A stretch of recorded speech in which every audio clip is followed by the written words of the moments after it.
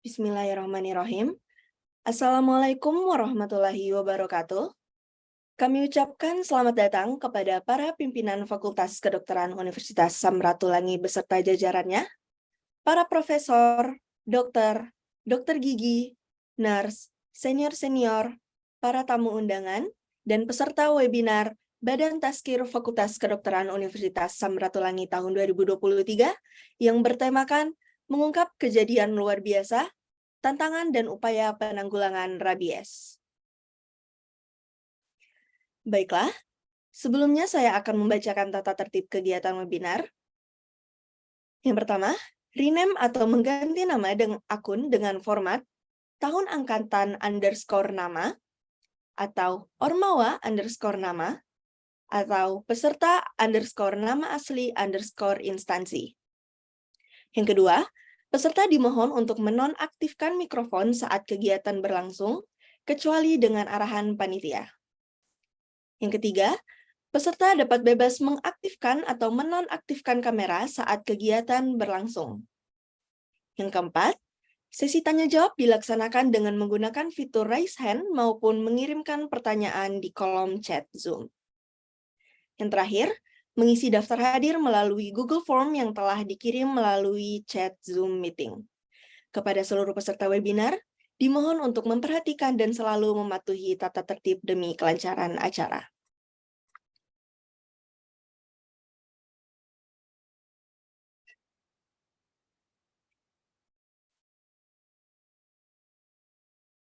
Yang terhormat, Wakil Dekan 3 Fakultas Kedokteran Universitas Samratulangi, Dr. Franz Erwin Nicholas Fontania, spesialis penyakit dalam.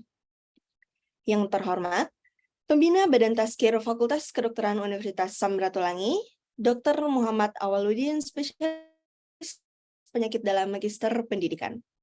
Yang kami hormati, Dr. Farhan Marisa, selaku pemateri webinar Badan Tazkir Fakultas Kedokteran Universitas Samratulangi. Yang kami hormati, Ketua Badan Tazkir Fakultas Kedokteran Universitas Samratulangi, Saudara Sulaiman Faiz Sanjaya. Yang kami hormati, Ketua-Ketua BT-BKI se-Universitas Samratulangi, para profesor, dokter, dokter gigi, dan nurse yang tak sempat saya sebutkan satu persatu, serta senior-senior dan para tamu undangan yang kami hormati. Pertama-tama, marilah kita panjatkan puja dan puji syukur kehadirat Allah Subhanahu wa Ta'ala yang telah melimpahkan rahmat dan hidayahnya kepada kita semua, sehingga kita bisa berkumpul di acara webinar Badan Tazkir Fakultas Kedokteran Universitas Samratulangi tahun 2023 yang bertemakan mengungkap kejadian luar biasa, tantangan dan upaya penanggulangan rabies. Sholawat bertangkaikan salam. Marilah kita aturkan kepada junjungan dan tauladan kita, Nabi Allah Muhammad SAW, kepada keluarganya, para sahabat, tabi'in dan tabi'ut tabi'in, dan insya Allah rahmatnya tercurah kepada kita semua yang masih setia mengikuti ajarannya. Amin ya Rabbal Alamin. Selanjutnya, saya Renia, selaku pembawa acara, akan membawakan susunan acara pada hari ini. Adapun susunan acaranya sebagai berikut. Acara yang pertama yaitu pembukaan yang akan diawali dengan doa serta pembuka. Acara yang kedua menyanyikan lagu Indonesia Raya dan Mars Fakultas Kedokteran. Acara yang ketiga laporan Ketua Panitia Pelaksana. Acara yang keempat sambutan-sambutan. Acara selanjutnya materi webinar dan sesi tanya-jawab dilanjutkan oleh foto bersama. Acara selanjutnya kuis door prize dan acara yang terakhir yaitu penutupan. Marilah kita buka acara ini dengan sama-sama melafazkan basmalah. Bismillahirrahmanirrahim. Kita masuk pada acara yang pertama, yaitu pembacaan doa yang akan dibawakan oleh Saudara Thorik Pramudia. Kepada saudara, dipersilakan. Assalamualaikum warahmatullahi wabarakatuh. Sebelum memulai kegiatan webinar BTFK kita pada pagi hari ini, marilah kita tundukkan kepala dan hati kita sejenak untuk memohon ampunan Allah Subhanahu wa Ta'ala. Semoga kegiatan ini berjalan dengan baik. Sebelum memulai doa, izinkan saya untuk memimpin doa pembuka kali ini dengan berdoa menurut agama Islam. Untuk itu, Bapak, Ibu, Saudara-saudari yang beragama non-Muslim mohon untuk dapat menyesuaikan menurut kepercayaan masing-masing. Terima kasih. A'udzubillahi minasyaitonirrajim. Bismillahirrahmanirrahim. Alhamdulillahirabbil alamin wassalatu wassalamu ala asyrafil anbiya'i wal mursalin wa ala alihi washabihi rasulillahi ajma'in. Allahumma ya Allah ya Tuhan kami, dengan mengucapkan puji dan syukur kehadirat-Mu atas segala rahmat dan karunia-Mu yang telah Engkau limpahkan kepada kami, sehingga kami dapat berkumpul di kegiatan webinar BTFK pada pagi hari ini. Ya Allah ya Rahman ya Rahim, jadikanlah kegiatan webinar ini sebagai kegiatan yang bermanfaat, sehingga kami dapat memetik pelajaran dan hikmah yang terkandung di dalamnya, dan jadikanlah itu semua sebagai amal ibadah dan nilai ilmu yang bermanfaat bagi kami.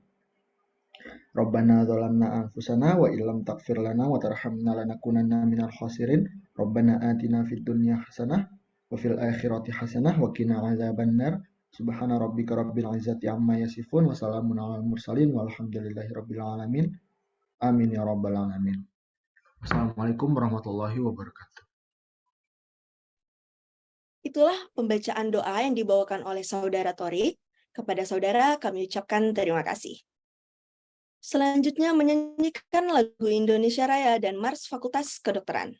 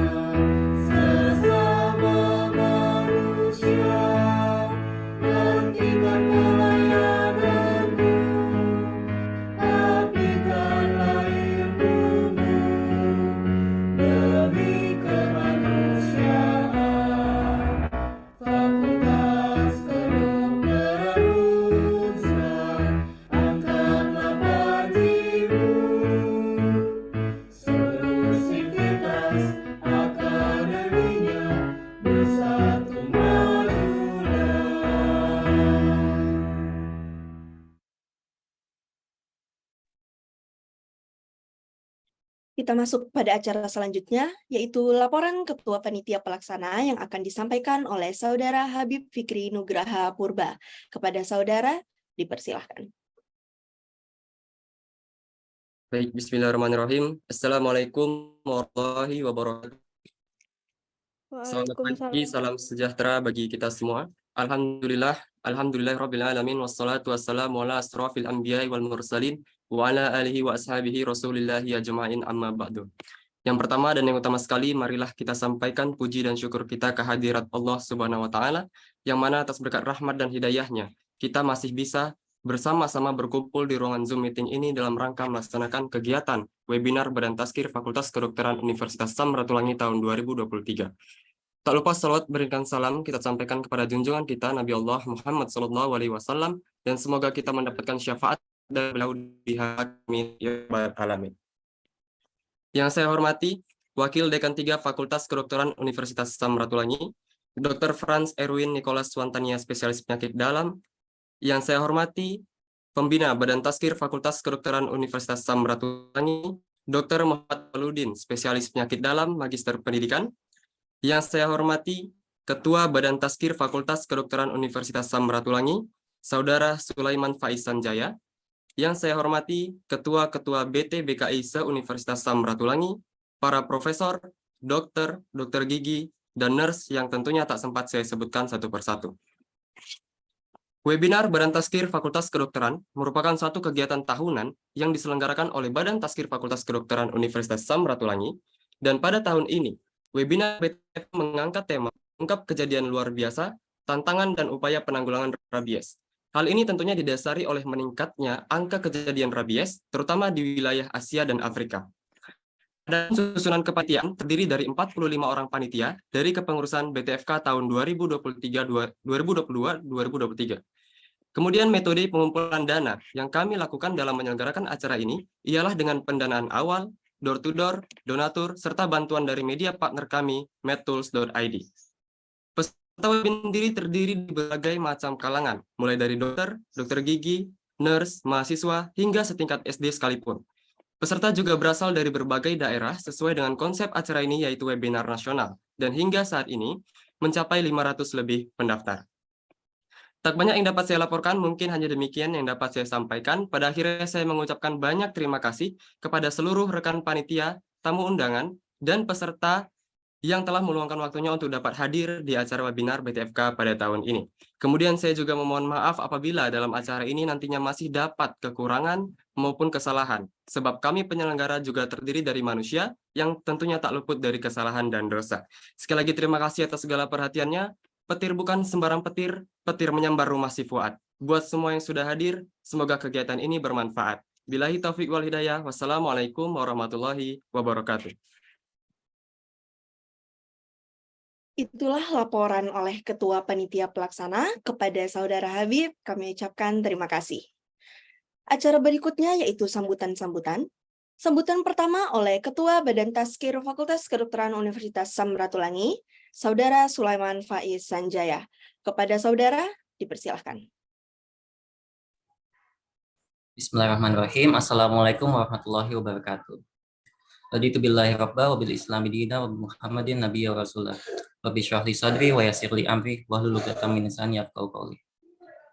Yang terhormat Dekan Fakultas Kedokteran Universitas Samratulangi, yang pada kesempatan ini diwakili oleh Wakil Dekan 3 Fakultas Kedokteran Universitas Samratulangi, Dr. Franz Swantania, spesialis penyakit dalam. Yang terhormat Pembina Badan Tazkir Fakultas Kedokteran Universitas Samratulangi, Dr. Muhammad Awaludin, spesialis penyakit dalam, Magister Pendidikan. Yang terhormat pemateri kita pada pagi hari ini, Dr. Farhan Zubaidi.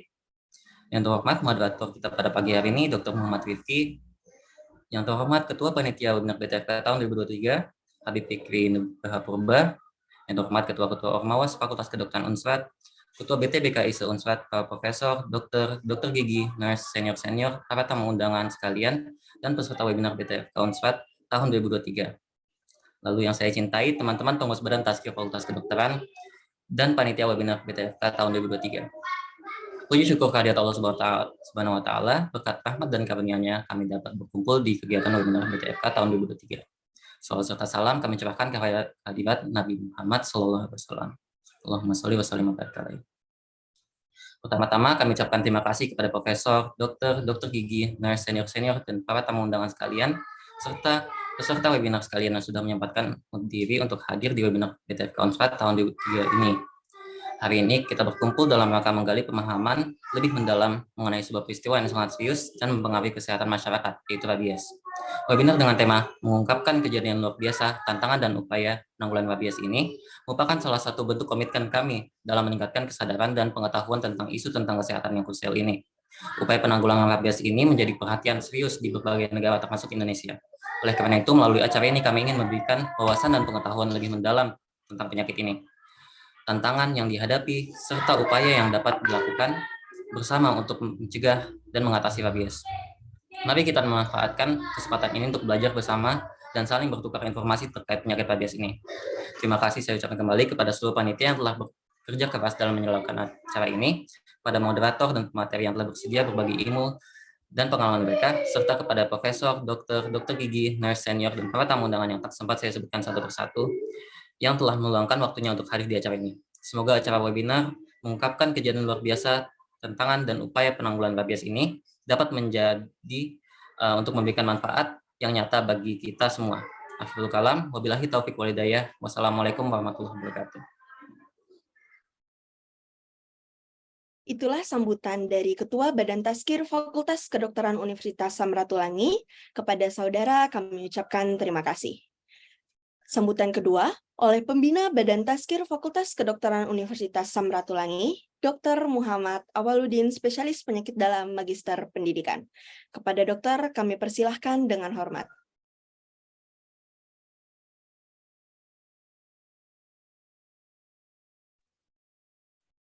Bismillahirrahmanirrahim. Assalamualaikum warahmatullahi wabarakatuh.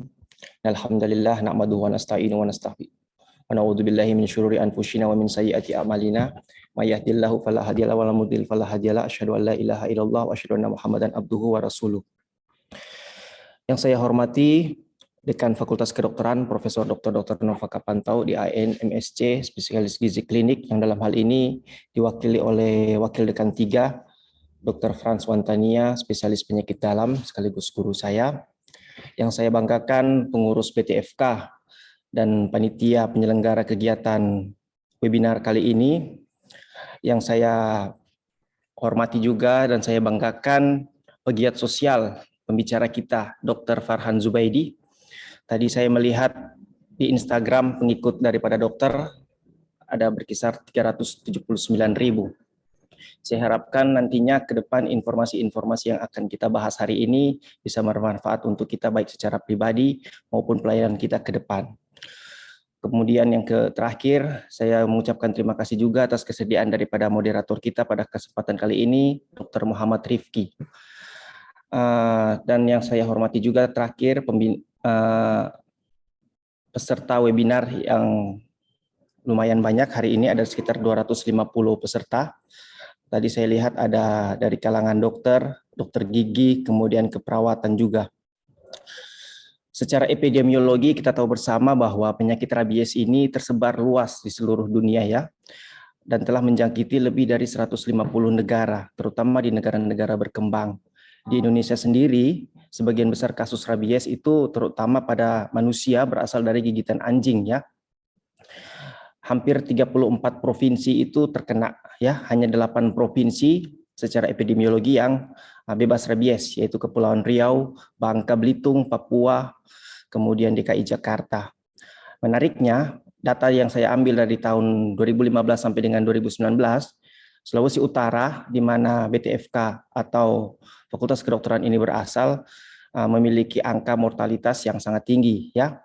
Kemudian diikuti oleh Kalimantan Barat, Sulawesi Selatan, Sumatera Utara, dan Nusa Tenggara Timur. Saya mengharapkan bahwa peserta nantinya bisa mengikuti pembahasan webinar pada kali ini dan kemudian dapat mengaplikasikan dalam kegiatan di pelayanan nanti. Terakhir, untuk pengurus, kemudian panitia, saya berpesan mengingat saat ini juga kuliah sudah memasuki fase offline, mungkin kedepannya kita sudah boleh memikirkan kegiatan-kegiatan webinar BTFK yang nantinya mungkin bisa bersifat offline ya, dengan tetap memperhatikan protokol yang ketat. Mentari terbit belumlah tinggi, jalan sendiri menunggu pacar. Assalamualaikum, selamat pagi. Semoga acara ini berjalan lancar. Billahi fisabilil haq, fastabiqul khairat. Assalamualaikum warahmatullahi wabarakatuh. Itulah sambutan dari Pembina Badan Tazkir Fakultas Kedokteran Universitas Samratulangi. Kepada dokter kami ucapkan banyak terima kasih.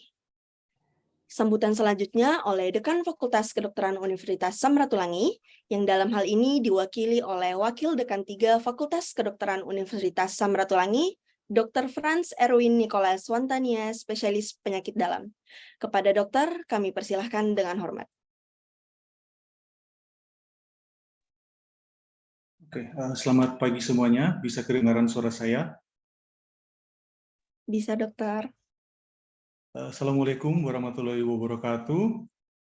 Yang terhormat, Pembina Badan Tazkir, Dr. Muhammad Auluddin, SPPD, sahabat saya, Ketua Badan Tazkir, Adik Sulaiman, Ketua Panitia, para senior Badan Tazkir yang mungkin hadir pada kesempatan ini, serta pengurus Badan Tazkir dari Fakultas Universitas Samratulangi, juga badan otonomi yang lain, dan mungkin pengurus BEM yang berkesempatan hadir pada pagi hari ini. Salam dari Ibu Dekan, salut atas kegiatan yang dilakukan oleh adik-adik Badan Tazkir. Jadi memang sangat aktif ya, kurang lebih beberapa bulan yang lalu juga mengadakan kegiatan, dan memang kegiatan-kegiatan seperti ini sebagai mahasiswa itu sangat berarti karena bisa memberikan manfaat bukan hanya bagi kalangan akademisi, kalangan mahasiswa di fakultas atau juga universitas, tetapi bagi masyarakat luas. Betul seperti yang dikatakan oleh sahabat saudara saya Dr. Muhammad tadi, bahwa rabies ini sudah menjadi masalah.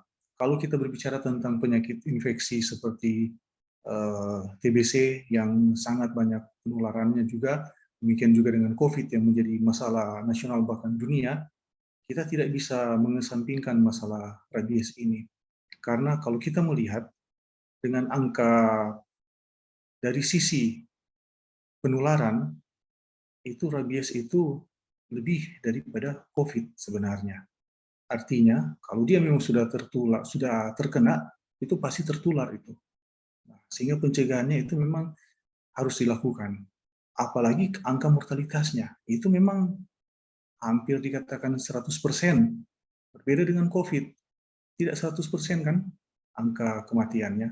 Nah, memang ada kasus di mana seorang pasien yang mereka knock off di Amerika itu di ICU bertahan, tapi bertahannya juga itu antara hidup segan mati tak mau, sehingga pencegahan, pemahaman tentang penyakit ini sangat-sangat diperlukan.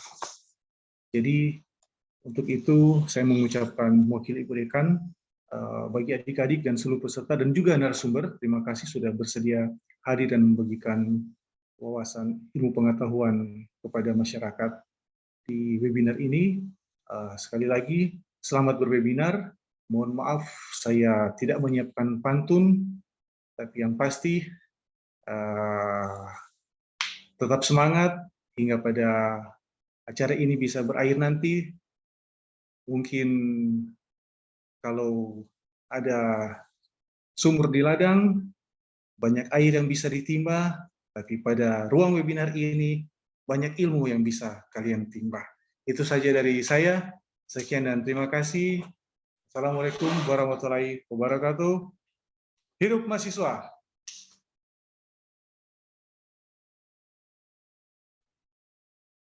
Itulah sambutan dari Wakil Dekan 3 Fakultas Kedokteran Universitas Samratulangi.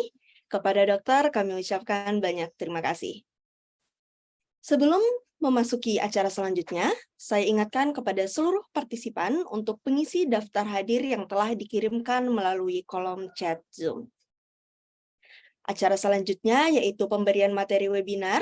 Dengan ini saya mengundang dengan hormat moderator acara Dr. Muhammad Rifki Anton. Assalamualaikum, selamat pagi dokter.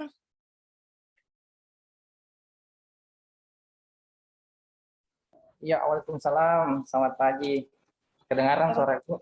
Kedengaran dokter, apa kabarnya dok? Alhamdulillah sehat. Alhamdulillah, baik. Mungkin sebelum Dr. Rifki memandu webinar kita pada pagi hari ini, ada baiknya kita berkenalan dulu dengan moderator kita, karena tak kenal maka tak sayang. Jadi izinkan saya untuk membacakan CV singkat moderator kita.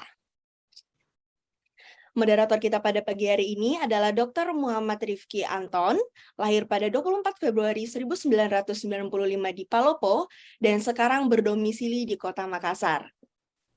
Untuk riwayat pendidikan formal Dr. Rifki yaitu S1 dan profesi kedokteran umum di Universitas Samratulangi, serta pengalaman organisasi di berbagai instansi seperti HMI, BTFK, LKMI Manado, Bakornas LKMI PBHMI, PBID, dan masih banyak lagi. Dokter juga pernah mengikuti program internship dokter Indonesia di RSUD Hasri Ainun Habibie Gorontalo dan PKM Talaga. Selain itu, Dr. Rifki juga sekarang bekerja di Rumah Sakit Siloam, Makassar. Baik, sekian untuk pembacaan CV singkat moderator. Kepada dokter selaku moderator, saya persilahkan. Terima kasih Adinda MC. Karena sebelumnya tadi ditutup oleh pantun oleh Ketua Panitia dan senior-senior dekan, wakil dekan, dan Ketua Pembina, saya juga buka dengan pantun. Di Tomohon ada gua keramat, letaknya dekat dari rumah si Mamat. Selamat datang hadirin yang terhormat, semoga senantiasa mendapat rahmat. Assalamualaikum dan selamat pagi. Yang terhormat pertama, Dekan Fakultas Kedokteran Universitas Samratulangi yang saat ini diwakili wakil dekan, 3 FK Unsrat, yaitu Dr. Frans Sontania, spesialis penyakit dalam. Izin dok, mohon bimbingannya selalu kepada teman-teman BTFK. Yang saya hormati juga pembina Badan Tazkir Fakultas Kedokteran Unsrat sekaligus guru saya dan orang tua kami di Manado. Dulunya ada Dr. Taufik dan saat ini digantikan oleh Dr. Awal, yang selalu kami tempati untuk meminta arahan, bahkan sampai mungkin ada juga yang curhat teman-teman. Izin Kakanda Dr. Awal, semoga sehat-sehat selalu. Pemateri kita hari ini tentunya Dr. Farhan Zubaidi, yang sedikit lagi dok kita akan memulai kegiatan kita hari ini. Izinkan saya dulu sapa teman-teman dan adik-adik Fakultas Kedokteran. Tak lupa pula saya menyapa senior-senior BTFK dan juga teman-teman Ormawa, Fakultas Kedokteran Unsrat, dan tentunya se-Unsrat yang sempat hadir, dan tentunya yang saya banggakan Ketua Panitia beserta jajarannya. Pertama-tama saya ucapkan banyak terima kasih kepada Adinda Ketua Badan Tazkir dan terlebih khusus teman-teman panitia yang sudah memberikan kesempatan hari ini menjadi moderator, memandu kegiatan kita webinar hari ini. Seperti dulu-dulu guru kami dan orang tua kami ajarkan bahwa kegiatan seperti ini tentunya momen kita untuk saling silaturahmi untuk kita semua, tetapi tentunya ilmu dari kegiatan ini juga yang menjadi utama. Alhamdulillah hari ini kita bisa bersilaturahmi lagi dalam kegiatan webinar BTFK, tentunya masih dalam suasana online, dan tentunya juga tadi harapan dari pembina BTFK bahwa kedepannya mungkin bisa lebih ke offline lagi. Hari ini kita akan webinar, tentunya tema yang diangkat oleh teman-teman panitia yaitu mengungkap kejadian luar biasa, rabies, tantangan dan upaya penanggulangan. Sebelumnya saya sapa dulu pemateri kita hari ini. Bagaimana dok? Sudah ada join? Oh sudah. Halo dokter, apa kabar? Halo dok. Selamat pagi dok. Bagaimana kabarnya dok? Salam kenal sebelumnya dok. Izinkan saya Dr. Rifki. Salam kenal kepada Dr. Farhan. Salam kenal Dr. Rifki. Alhamdulillah kabarnya secara general baik sih, cuman agak mungkin suaranya kedengaran agak bindeng ya, soalnya agak pilek nih, polusi di Jakarta parah banget akhir-akhir ini, jadi nggak tahu kenapa tiap pagi tuh bangun tenggorokan nggak enak ya udah. Bawaannya lagi pilek aja gitu dok ya. Iya, memang ya mungkin karena cuaca juga kali ya, karena polusi juga nyampur aduk semuanya. Tapi overall alhamdulillah baik sih keadaannya. Tapi semangatnya bisa ditularkan hari ini dok ya. Semangat pastinya. Program sosial medianya bisa ditularkan kepada adik-adik kita hari ini. Iya, pasti. Sebelumnya hari ini kita mengangkat tema rabies dok. Tentunya rabies ini kembali menjadi masalah di kesehatan di Indonesia dok. Kementerian Kesehatan RI resmi mengumumkan bahwa terdapat kurang lebih 11 kasus kematian yang diakibatkan oleh rabies ini, Dok. Dengan 96% kasus disebabkan oleh gigitan anjing. KLB diumumkan oleh Kementerian Kesehatan itu terjadi di Kabupaten Sika dan Kabupaten Timur Tengah Selatan di Nusa Tenggara Timur. Dalam hal ini tentunya rabies ini merupakan tantangan juga bagi Kementerian Kesehatan tentunya dan kita semua tenaga medis pada umumnya menjadi tantangan kita ke depannya. Dan Kementerian Kesehatan sendiri dalam laman resminya menyebutkan bahwa mereka telah menyiapkan vaksin rabies, Dok, kurang lebih sekitar 241.700 vial dan serum sebanyak 1.650 vial. Dan saat ini sudah didistribusikan ke seluruh provinsi yang ada di Indonesia. Nah, inilah menjadi tantangan kita untuk kita bincangkan hari ini, Dok. Seberapa besar sih efek mungkin dari vaksin atau apa ke depannya, dan mungkin dari masyarakat kira-kira bagaimana untuk kita cegah, Dok. Sebelum itu mungkin saya bacakan CV pemateri kita terlebih dahulu, mungkin teman-teman panitia boleh tampilkan. Ya. Kurikulum vitae atau personal data pemateri kita hari ini Dr. Farhan Mariasa, saat ini tinggal di Jakarta tentunya. Ini adalah akun sosial medianya, sangat influencer sekali. Boleh teman-teman follow, boleh follow ya, @farhanzubaidi. Boleh dong. Oke, next. Saat ini tentunya general practitioner sudah melakukan mengikuti internship di Jakarta tahun 2018 sampai 2019, tentunya host of Metro Eye Care, one of the National TV Health Program, dan co-founder of Medicine and Learning Medical Knowledge Startup. Dan saat ini dari tahun 2018 menjadi Partnership Manager for Asia in Ambos. Wih, banyak banget dong ini. Dan tentunya sudah malang melintang menjadi speaker nasional tentunya alumni FKK UMJ, Dok. Alumni mana, Dok, ini? Fakultas Kedokteran Universitas Syah Kuala, Banda Aceh. Oh, Syah Kuala, Banda Aceh. Baik, Dok. Ya. Saat ini sudah melanglang buana mengisi materi tentunya dari undangan-undangan dan tentunya melalui Instagramnya sendiri. Begitu, Dok, ya? Oke. Baik, Dok. Mungkin kita awali dulu, Dok, health talk kita hari ini. Pandangan umumnya dulu, Dok, mengenai rabies beberapa waktu lalu sempat ramai di media sosial. Kira-kira bagaimana pandangan umumnya, Dok? Silakan, Dok. Iya, Mas. Dokter, sorry. Terima kasih banyak, Dok. Jadi sebelumnya selamat pagi semuanya. Senang sekali hari ini bisa berada di sini bersama dokter-dokter sekalian, teman sejawat, dan juga teman-teman sekalian, dan juga kayaknya ada juga beberapa masyarakat umum juga ada yang bergabung pada kita hari ini ya, untuk membahas tentang rabies ini. Mungkin juga topik ini tuh lagi hangat karena kemarin kita sempat ada melihat kasus seorang anak meninggal dikarenakan gigitan rabies, dan sepertinya telat atau banyak juga miskonsepsi yang mengira bahwa kenapa ketika dibawa ke klinik atau ke rumah sakit, intinya ke pusat kesehatan, kenapa tidak langsung diberikan penanganan gitu ya. Jadi memang sebenarnya kan kalau misalnya kita sebagai tenaga medis ada protokol yang kita lakukan atau yang kita ikuti juga untuk melihat apakah sebenarnya ini kasusnya definitif atau enggak gitu. Dan tantangan kita juga mungkin di Indonesia itu adalah jumlah SAR atau serum anti rabies dan juga jumlah VAR atau vaksin anti rabies yang sangat terbatas gitu. Bahkan kadang-kadang aja kalau misalnya ada seseorang yang tergigit ya, anjing terutama, dibawa ke pusat kesehatan itu nggak langsung ada gitu. Nggak semua fasilitas kesehatan itu punya vaksin anti rabies ataupun juga serum anti rabies. Jadi bahkan kadang-kadang harus dirujuk ke klinik ataupun ke fasilitas kesehatan yang lain yang mempunyai, atau ke rabies center yang mempunyai vaksin ataupun serum tersebut gitu. Jadi sebenarnya masalah ini itu sangat sering terjadi. Kebetulan kemarin satu kasus itu mencuat di sosial media dan akhirnya orang-orang pada melek gitu ya, bahwa ada seorang anak yang meninggal dikarenakan gigitan anjing dan terkena rabies gitu. Padahal sebenarnya kasus ini tuh udah dari lama banget, dari tahun 1996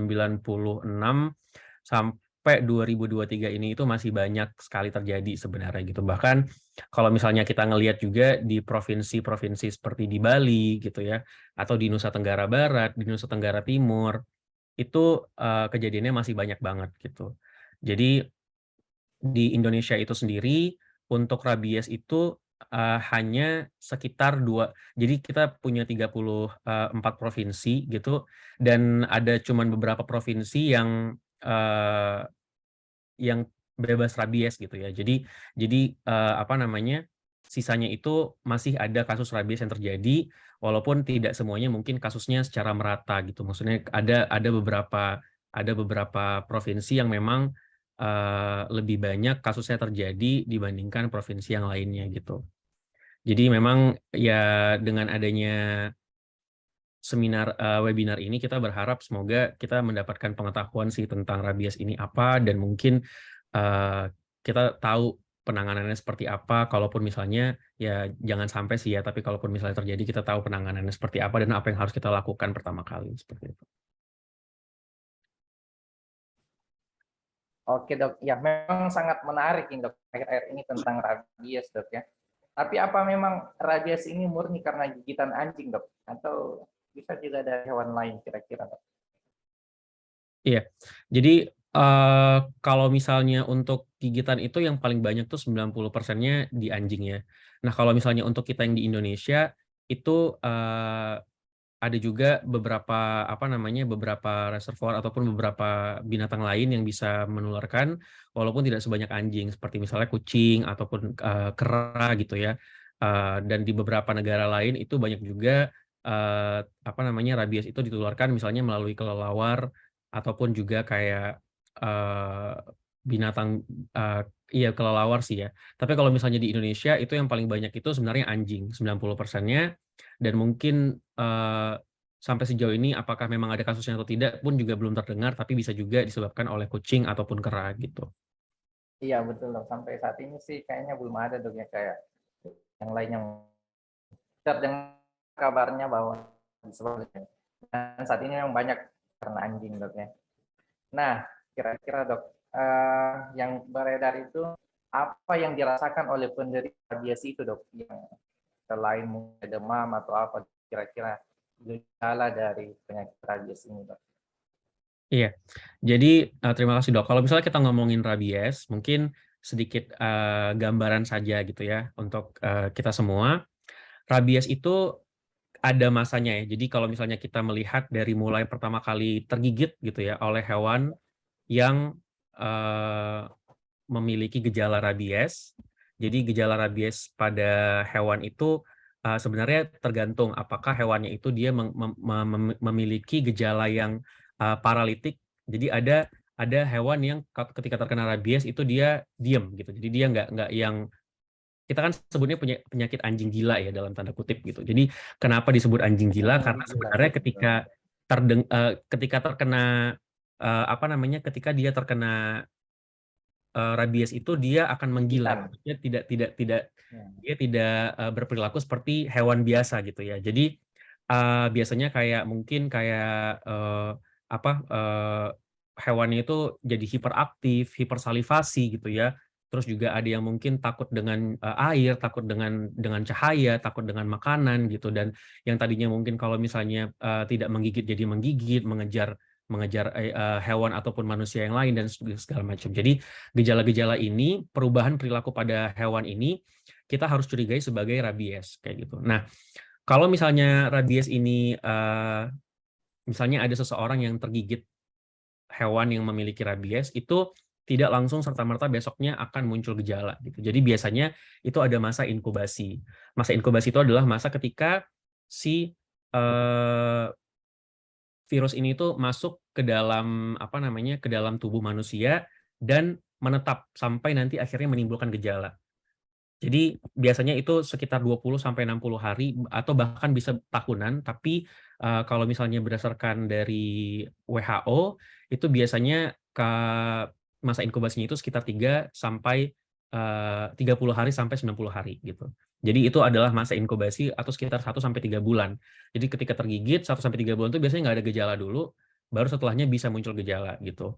Nah, Sebelum muncul gejala biasanya ada namanya kita sebut dengan tahap prodromal. Jadi tahap prodromal ini sebelum masuk ke tahap klinis atau ke tahap sensoris. Jadi tahap prodromal itu biasanya orang itu mulai ada gejala-gejala kayak demam, terus lemas, lesu, nggak nafsu makan gitu ya, atau sakit kepala yang hebat, sakit tenggorokan dan yang lainnya. Jadi ini masa prodromal yang biasanya nanti berarti sebenarnya virusnya udah mulai aktif di tubuh tapi belum menimbulkan gejala sensoris atau gejala saraf gitu, gejala pada saraf. Karena dan biasanya masa prodromal ini tuh 1 sampai 10 hari terjadinya. Jadi misalnya kalau tadi kayak 30 sampai 90 hari itu masa inkubasi, virusnya masuk dalam tubuh dan menetap, berkembang biak dan yang lainnya. Lalu setelah itu baru mulai muncul gejala prodromal 1 sampai 10 hari ini, baru setelah itu muncul gejala saraf. Nah, di tahap inilah yang sebenarnya sudah berbahaya gitu. Jadi sejauh ini dari kasus yang terjadi, rabies itu bahkan dibilang case fatality rate itu 100%. Jadi ketika sudah muncul gejala neuro atau gejala saraf ini, itu bisa dipastikan, walaupun kita nggak pengen ya, tapi bisa dipastikan itu pasiennya akan meninggal gitu, karena itu sudah terlambat untuk dilakukan penanganan. Karena ini sudah menyerang sistem saraf, bukan hanya sistem saraf tepi, tapi juga sistem saraf pusat, yaitu otak. Jadi kalau misalnya sudah muncul gejala saraf sensoris ini, itu mulai ada penderita itu mulai mengalami gangguan neurologis atau gangguan saraf kayak bingung, gelisah, halusinasi, ketakutan ya, terus mulai juga hidrofobia atau takut pada air, aerofobia, bahkan ada yang takut dengan udara, takut dengan cahaya gitu ya. Dan hidrofobia atau takut dengan air ini tuh adalah gejala yang sangat khusus terjadi pada rabies gitu ya. Ini juga ditemukan pada orang yang menderita ensefalitis, atau ensefalitis itu radang ataupun inflamasi ataupun infeksi yang terjadi pada otak gitu. Jadi hal-hal ini kalau misalnya sudah dialami oleh seseorang yang mengalami gigitan rabies, itu sudah bisa dipastikan sekitar 5 sampai 7 hari atau bahkan paling lama itu 2 minggu pasiennya bisa meninggal gitu. Jadi makanya kita perlu ketika pertama kali terkena gigitan rabies itu langsung dilakukan penanganan seperti cuci luka dan juga vaksin anti rabies atau PEP ya, post exposure prophylaxis. Dan ada beberapa orang yang bahkan masuk ke tahap koma gitu ya. Jadi tahap koma itu bisa sampai 2 minggu lalu setelah itu meninggal. Tapi biasanya kalau misalnya sudah terjadi gejala neurologis ini itu sudah sangat berbahaya dan sangat fatal. Dan itulah kurang lebih ya kayak gejala yang dialami oleh seseorang yang mengalami rabies, gitu dok. Gigitan rabies dok ya. Ya, oke dok. Tadi kan kita bahas tentang gejala dok ya. Nah, mungkin sebelum kita digigit rabies, kan ini terkait tentang hewannya dok ya, anjingnya ya. Masyarakat kita kurang teredukasi atau kurang tahu bagaimana cara merawat hewannya atau bagaimana dok sampai kita bisa tergigit begitu dok? Atau mungkin pada dasarnya banyak hewan anjing liar yang sampai gigit manusia begitu dok? Kira-kira yang sama ini dokter tahu kira-kira bagaimana dok? Sorry dok, berarti maksudnya adalah mengapa tingkat pengaturan masyarakat dok, apakah masih kurang tentang hewan anjing begitu dok, supaya tidak menggigit orang lain? Kan biasa begitu kalau anjing kita nyapa rumah orang, kita sampai diburu dan gigit tentunya dok. Ini dia dok, maksud saya. Apakah masih kurang pengetahuan tingkat pengetahuan masyarakat tentang cara menjaga hewannya agar tidak menggigit orang lain? Oh oke. Jadi sebenarnya sih dok, kalau misalnya untuk untuk kasus rabies itu kita harus bisa melihat juga apakah kasus rabies ini dilakukan oleh hewan liar atau oleh hewan peliharaan gitu. Biasanya rabies ini kan memang menular dari hewan ke hewan gitu ya. Jadi dari hewan yang lain menular ke hewan yang lain, akhirnya mentransmisikan si rabies itu gitu. Nah, biasanya kasus yang paling banyak terjadi itu bukan di hewan peliharaan, walaupun ada mungkin kayak kasusnya mungkin sekitar perbandingannya itu 1:3 atau 1:4 gitu. Tapi yang paling banyak itu sebenarnya si GHPR atau gigitan hewan penular rabies ini itu terjadi pada hewan liar yang tidak dipelihara oleh orang gitu, atau yang terdapat di alam liar gitu. Jadi makanya kenapa kasus ini itu kalau misalnya kita lihat dari provinsi yang ada di Indonesia, misalnya kayak Bali atau Nusa Tenggara Timur, Nusa Tenggara Barat, itu paling banyak kasusnya terjadi karena di sana juga sangat banyak sebenarnya hewan-hewan liar seperti anjing yang tidak ada pemiliknya gitu ya. Jadi ini makanya yang bisa menularkan rabies dari satu hewan ke hewan lainnya. Nah, kalau misalnya untuk hewan liar itu sendiri udah pasti berarti kan penanganannya dari pemerintah gitu ya. Dalam artian berarti hewan-hewan tersebut harus segera dilakukan vaksin gitu. Dan ini juga sebenarnya udah, kalau misalnya teman-teman cari aja di Google, itu ada namanya One Health Roadmap Eliminasi Rabies Nasional 2030. Jadi sebenarnya pemerintah Indonesia itu juga udah punya roadmap untuk mengeliminasi rabies ini secara tuntas di tahun 2030 gitu. Dan salah satu stepnya itu adalah melakukan vaksinasi rabies pada hewan-hewan ini di provinsi yang sangat tinggi terjadinya gitu ya. Dan pada manusia itu juga biasanya dilakukan, tapi tidak di semua kalangan. Jadi biasanya ini dilakukan pada manusia-manusia yang memang pekerjaannya resikonya tinggi gitu ya. Dalam artian kayak mungkin resiko penularan rabiesnya itu bisa terjadi secara tinggi. Nah, kalau misalnya pada hewan liar ya seperti itu. Jadi memang harus ada strategi dari pemerintah untuk mengeliminasi si rabies ini.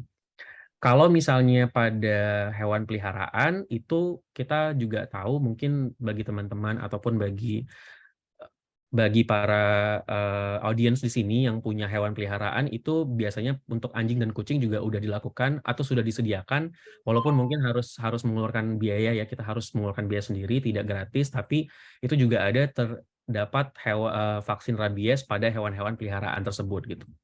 Jadi kalau misalnya pada anjing gitu, rabies ini misalnya kalau bisa dilakukan apakah ketika anjingnya masih dalam bentuk puppy gitu, atau misalnya masih usianya kecil, atau pada adult dog atau pada anjing yang dewasa. Dan ini bisa diberikan biasanya itu kayak 1 kali dosis diberikan pertama, terus diulang setiap tahunnya. Sama juga dengan kucing, itu juga bisa diberikan single dose sekali, biasanya mungkin di sekitar umur 8 minggu kalau misalnya pada kitten gitu ya, dan diulang setahun kemudian. Atau pada anjing yang berusia di atas 16 tahun itu juga bisa dilakukan vaksin rabies dan bisa diulang setiap tahunnya. Karena kalau misalnya si anjing ataupun kucing ini sudah terkena rabies, itu biasanya sangat susah untuk sembuh. Bahkan biasanya hewan-hewan ini akan meninggal pada akhirnya gitu. Jadi memang pencegahannya, kuncinya adalah di pencegahan di vaksin rabies tersebut gitu, Dok. Oke, Dok. Iya. Itulah tadi, Dok, yang saya katakan bahwa rabies ini disebabkan oleh banyak gigitan oleh anjing-anjing yang liar, Dok ya. Tetapi Dok, kira-kira program pemerintah ini sudah berjalan dengan baik atau belum, Dok? Yang tadi dokter sebutkan tentang One Health untuk penanggulangan penyakit rabies ini, Dok. Kalau untuk itu pribadi, kebetulan saya belum ada datanya, Dok, karena kan ini kan memang adalah program yang dilaksanakan oleh pemerintah atau Kemenkes, pemerintah Indonesia ya, bekerja sama di beberapa, salah satunya Kementerian Kesehatan dan juga bekerja sama dengan USAID dan juga lembaga-lembaga lainnya gitu ya.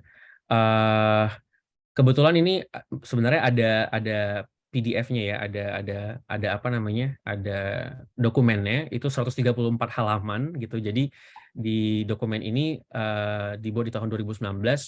Untuk sekarang sih kebetulan saya belum punya jawabannya karena saya juga belum pernah ngobrol langsung dengan Kemenkes ataupun badan-badan lainnya yang terlibat langsung di dalam program ini dan update-nya seperti apa gitu. Tapi mungkin nanti kalaupun misalnya apa namanya saya bisa coba hubungi dari orang Kemenkes dan menanya, saya mungkin bisa memberikan informasinya setelah webinar gitu, Dok.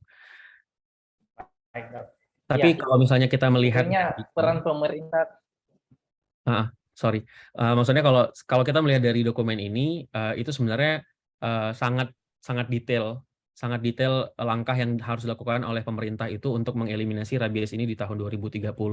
Jadi sih saya berharap semoga program ini memang sudah berjalan dengan lancar juga gitu ya. Dan bahkan untuk di Bali sendiri itu juga di tahun 2021 atau kalau nggak salah 2020 itu juga sudah menyediakan vaksin rabies yang sangat banyak untuk hewan-hewan tersebut gitu. Salah satu kendalanya sebenarnya adalah COVID-19. Jadi COVID-19 itu adalah salah satu kendala dikarenakan pada saat terjadinya COVID itu vaksin rabies ini sempat terhenti gitu, karena kan memang kita mobilisasinya sangat-sangat kurang dan bahkan sempat diberhentikan gitu. Cuman memang sekarang mulai berjalan lagi. Saya tahu juga di Bali itu sudah mulai disediakan lebih banyak, dan di beberapa provinsi lain yang memang kejadian rabies ini banyak gitu ya. Kurang lebih gitu sih Dok, kalau misalnya untuk jawaban pertanyaan tersebut. Ya, Dok. Nah, Dok, ini kira-kira Dok, bagaimana cara mengedukasi masyarakat ini, Dok? Kan mungkin masyarakat takut juga kalau terkait vaksin-vaksin, mungkin kemarin juga COVID sering disuruh untuk vaksin. Nah, ini lagi ketika digigit anjing disuruh vaksin. Kira-kira bagaimana cara edukasi masyarakat, Dok? Bahwa dengan mungkin kita bisa mencegah terjadinya penyakit rabies supaya kasus-kasus kemarin yang viral itu bisa kita ulangi, Dok. Oke. Di sini maksudnya Dok, apakah vaksin yang dilakukan sebelum atau sudah paparan? Apakah kita harus gencarkan lagi mengedukasi masyarakat, mungkin teman-teman di BTFK, atau kita giatkan lagi di sosial media kita bahwa vaksin rabies itu penting supaya kasus-kasus seperti ini tidak terulang lagi? Iya, jadi kalau misalnya kita perlu menyuruh pemerintah atau bagaimana Dok, terkait kita sebagai mahasiswa, untuk mahasiswa kesehatan lebih khusus tentunya, supaya kita bisa berperan aktif dalam mencegah atau menanggulangi penyakit rabies ini. Oke, ya terima kasih Dok. Saya rasa kalau misalnya untuk vaksin yang dilakukan pada hewan-hewan liar yang memang tidak ada pemiliknya, ini memang harus langsung dikomunikasikan dengan pemerintah setempat gitu ya. Atau misalnya kalau untuk dari Fakultas Kedokteran atau yang berhubungan dengan kesehatan, itu memang mungkin bisa melakukan sebuah project ataupun mungkin sebuah diskusi langsung dengan pemerintah setempat, atau misalnya dengan dinas kesehatan ataupun dinas lainnya setempat yang memang bertanggung jawab untuk hal ini, dan untuk dipantau sebenarnya sudah seberapa jauh program ini berjalan gitu. Karena memang pemerintah Indonesia juga berkomitmen untuk melakukan vaksin rabies ini pada hewan-hewan liar yang tujuannya di tahun 2030 sudah selesai gitu, tereliminasi, tidak lagi kasus rabies ini terjadi. Tapi kalau misalnya untuk masyarakat yang memiliki hewan peliharaan gitu ya, mungkin ini edukasinya juga harus selalu dilakukan, terutama yang pertama adalah melakukan vaksin rabies pada hewan peliharaannya tersebut. Walaupun mungkin kayak kita harus mengeluarkan uang gitu ya di vaksin tersebut, tapi itu sangat berguna untuk hewan peliharaan tersebut dan juga untuk kesehatan kita sendiri gitu. Karena kita nggak pernah tahu hewan peliharaan ini, apalagi kalau misalnya bercampur dengan hewan peliharaan yang lain, mungkin di luar ataupun di dalam, di tempat kita gitu, ada hewan lain datang ataupun keluar gitu, kita nggak pernah tahu sebenarnya hewan lain itu statusnya seperti apa. Jadi itu sebenarnya berguna sekali untuk kesehatan si hewan peliharaan tersebut dan kesehatan kita juga gitu. Jangan sampai kita juga jadi terkena gitu ya. Cuman kalau misalnya mau dibilang bagaimana cara edukasinya, ya itu kembali ke kita masing-masing. Saya rasa ini juga salah satu webinar yang kita lakukan hari ini kan merupakan salah satu acara ya untuk memberitahukan lagi bahwa sebenarnya penting banget vaksin rabies ini, dan juga untuk mendukung program yang sudah dilaksanakan pemerintah supaya ya rabies ini tidak terjadi lagi gitu ya. Karena di negara-negara maju juga sebenarnya semua vaksin itu dilakukan kepada hewan-hewan yang dirasa itu memiliki risiko tinggi untuk terkena rabies gitu. Kalau misalnya di Indonesia sendiri, itu provinsi yang kejadian rabiesnya itu di atas 5% dari total kasus, itu biasanya langsung dilakukan vaksin pada hewan-hewan liar tersebut gitu.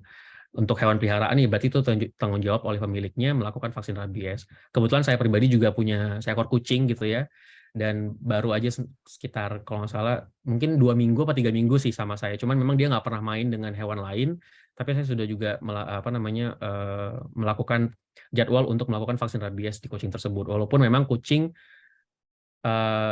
kasusnya sangat jarang, tapi kan kemungkinan itu tetap ada. Jadi kita tetap harus waspada gitu sih. Iya, siap dok. Jadi untuk teman-teman juga yang punya kucing boleh divaksin juga ya. Kayaknya teman-teman di sini banyak juga yang pelihara kucing nih dok. Jangan lupa dipelihara, divaksin dan dijaga supaya tidak menggigit orang lain. Begitu dok ya.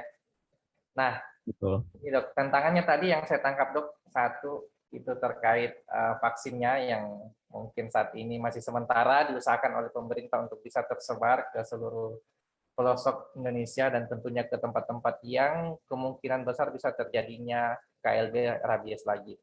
Dan tantangan yang kedua juga itu terkait tadi edukasi kita atau dari tingkat pengetahuan masyarakat tentang pentingnya vaksin ke hewan atau hewan peliharaannya. Nah, mungkin kita akhiri di situ dok. Mungkin ada pertanyaan dari teman-teman terkait webinar kita atau kegiatan kita hari ini terkait tentang KLB rabies. Jika ada mungkin bisa raise hand atau bertanya di kolom chat. Oke, yang pertama raise hand tadi Jamil. Saudara Jamil dipersilakan. Mungkin teman-teman panitia boleh bantu untuk saudara Jamil bisa bertanya ke narasumber kita. Baik, terima kasih atas kesempatannya, Dokter. Assalamualaikum warahmatullahi wabarakatuh. Waalaikumsalam. Jamil dari mahasiswa kedokteran gigi Unsrat. Mau bertanya dok, di Manado itu banyak yang memelihara hewan peliharaan. Terus kami ini kan mungkin yang dilaksanakan ini anak-anak organisasi namanya BTFK. Mau tanya dok, bagaimana peran organisasi kesehatan dunia dalam penanggulangan penyebaran rabies secara global, dokter? Terima kasih dok. Ya, mungkin langsung dijawab saja dok ya. Maksudnya kita jawab aja langsung yang bertanya, nanti sembari yang ada bertanya lagi kita buka lagi dok. Ya, dipersilakan dok. Terkait peran WHO dok tentang kejadian penyakit rabies ini. Oke, sebelumnya terima kasih Jamil tadi ya atas pertanyaannya. Kalau untuk WHO sendiri kan sebenarnya sebuah lembaga atau organisasi yang memberikan advice gitu ya. Jadi mereka adalah sebuah lembaga yang terdiri dari banyak sekali expert di bidangnya. Salah satunya di apa namanya di bagian rabies gitu. Jadi kalau untuk WHO sendiri mereka menyediakan guideline atau mereka menyediakan informasi mengenai rabies gitu. Jadi apa yang harus dilakukan dan apa namanya dan bagaimana setiap negara itu terutama yang endemis rabies, salah satunya adalah Indonesia, di beberapa provinsi itu masih endemis rabies. Jadi bagaimana cara menanggulangi si rabies ini. Nah, salah satu program WHO itu yang tadi Zero by 30. Jadi Zero by 30 itu merupakan salah satu program yang dilaksanakan oleh WHO bagaimana caranya kita mengakhiri terutama dari anjing gitu. Jadi bagaimana cara kita mengakhiri si rabies ini di tahun 2030 gitu ya. Dan di tahun 2015 lalu itu sebenarnya jadi sekitar 7 tahun yang lalu ya, 8 tahun yang lalu itu sebenarnya WHO sudah melaksanakan program ini dan memanggil seluruh negara yang masih memiliki kasus rabies ini untuk supaya melakukan aksi mengeliminasi rabies di tahun 2030. Itulah makanya kenapa ada munculnya One Health yang dilakukan oleh negara-negara termasuk Indonesia dalam upaya mengeliminasi rabies di tahun 2030. Mengeliminasi. Ya, betul. Jadi kalau misalnya kita melihat ya, jadi mungkin sedikit gambaran aja biar tergambar gitu ya. Jadi kalau misalnya di One Health yang di tahun 2030 itu intinya roadmap-nya itu adalah yang pertama eliminasi rabies pada anjing. Jadi memang sasarannya adalah pada anjing karena memang yang paling banyak kasusnya 90% itu adalah dari anjing gitu. Jadi memang di tahun 2030 vaksinasi massal gitu ya, terus juga manajemen populasi anjing gitu ya, dan promosi kepemilikan anjing yang bertanggung jawab. Jadi ini juga termasuk salah satu strategi untuk supaya para orang yang memiliki anjing peliharaan itu melakukan vaksin rabies gitu ya, dan juga pengawasan lalu lintas hewan dan juga tindakan karantina gitu. Terus yang kedua juga ada pencegahan rabies pada manusia. Jadi ini biasanya adalah pada orang-orang yang memang mungkin pekerjaannya tinggi, mungkin di bagian hewan yang ada terlibat anjing secara luas ataupun di daerah yang endemis gitu ya. Jadi kalau misalnya kita ngomongin daerah yang endemis, itu di Indonesia hanya 11 provinsi yang bebas rabies. Itu Kepulauan Riau, Bangka Belitung, DKI Jakarta, Jawa Tengah, Yogyakarta, Jawa Timur, Papua Barat, Papua, Papua Selatan, Papua Tengah, dan Papua Pegunungan. Jadi ini yang dari Kemenkes ya. Jadi selebihnya itu masih ada endemis rabies, terutama di daerah Bali, NTB, NTT, ataupun yang lainnya. Dan ada juga penguatan surveillance rabies pada manusia dan hewan. Terus juga ada peningkatan kesadaran, ini mungkin yang termasuk dalam peningkatan kesadaran masyarakat, edukasi, dan juga ada tata laksana kasus gigitan terpadu. Jadi ini diberikan kepada seluruh tenaga kesehatan dan juga kepada masyarakat umum bagaimana cara menangani gigitan rabies baik secara profesional maupun secara awam gitu. Dan yang lain ada juga yang lainnya penguatan legislasi nasional, pelaksanaan riset, penguatan koordinasi multisektoral sama juga mobilisasi sumber daya. Jadi inilah yang dilakukan oleh WHO disebarkan ke seluruh dunia, ke negara-negara yang memiliki endemis rabies, termasuk Indonesia salah satunya, dan ditumpahkan pada One Health atau Zero by 30 ini. Gitu. Oke, baik. Sebenarnya memang sudah bekerja sama, Dok, ya, sudah lama terkait kegiatan penanggulangan rabies ini oleh WHO ya. Iya. Cuman mungkin ada beberapa saja yang belum mendapatkan info atau belum mendapatkan bagaimana tata cara penanggulangannya. Oke, mungkin kita lanjut ke peserta yang bertanya kedua atas Jeki. Boleh buka kameranya Jeki sambil bertanya langsung kepada narasumber. Persilakan. Oke, sebelumnya apakah suara saya terdengar? Ya, terdengar. Perkenalkan nama dan asal program studi. Oke, Assalamualaikum warahmatullahi wabarakatuh. Perkenalkan saya Jeki Aprilian Mariski dari Universitas Pajajaran, Fakultas Kedokteran. Izin bertanya mengenai penyakit rabies yang sedang kita bahas pada kesempatan pagi hari ini. Kan tadi sudah dipaparkan langsung oleh Dr. Farhan mengenai tentang penyakit rabies itu sendiri. Lalu pertanyaan saya adalah, ketika orang tersebut terkena penyakit rabies, lalu dia juga punya penyakit komplikasi lain di dalam tubuhnya, apakah itu akan mempengaruhi gejala-gejala si penyakit rabies tersebut atau tidak sama sekali, dokter? Terima kasih. Iya, terima kasih Jeki atas pertanyaannya. Dari Unpad ya, jauh-jauh juga, wah, mantap peserta webinar kali ini. Jadi pertanyaan Dok terkait ketika dia sudah kena atau terkena gigitan anjing dan dia memiliki gejala lain, komplikasi lain, mungkin dia menderita hipertensi, diabetes, atau penyakit ginjal seperti itu, Dok. Kira-kira itu bisa memperberat penyakit rabiesnya, Dok, atau bagaimana, Dok? Silakan, Dok. Iya, terima kasih Jeki atas pertanyaannya. Jadi kalau misalnya kita ngomongin orang-orang dengan imunokompromis, biasanya pada orang-orang yang mungkin memiliki penyakit-penyakit tertentu yang melemahkan sistem imunnya seperti HIV/AIDS atau cancer ya, atau juga beberapa penggunaan obat-obatan, itu bisa berpengaruh terhadap jalannya patogenesis dari si virus tersebut gitu. Mungkin salah satu yang bisa terpengaruh itu adalah masa inkubasi gitu. Jadi pada orang-orang yang bahkan kalau kita ngomongin juga tentang vaksin ataupun serum anti rabies, itu ada perbedaan antara vaksin yang diberikan pada orang yang imunokompeten atau dalam artian sistem imunnya sehat, dan juga pada orang yang imunokompromis atau yang sistem imunnya melemah. Dan kalau misalnya kita ngomongin dalam misalnya, kalau tadi kita ngomongin tentang rabies itu kan sebenarnya walaupun pada orang yang sudah memiliki gejala itu terlepas dari apakah dia imunokompromis ataupun dia imunokompeten, itu juga biasanya fatal gitu ya. Tapi pada orang-orang yang mungkin imunokompeten, biasanya rabies ini periode inkubasinya kan bisa sampai 1-3 bulan gitu ya.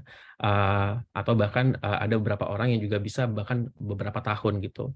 Dan pada orang-orang yang imunokompromis ini juga bisa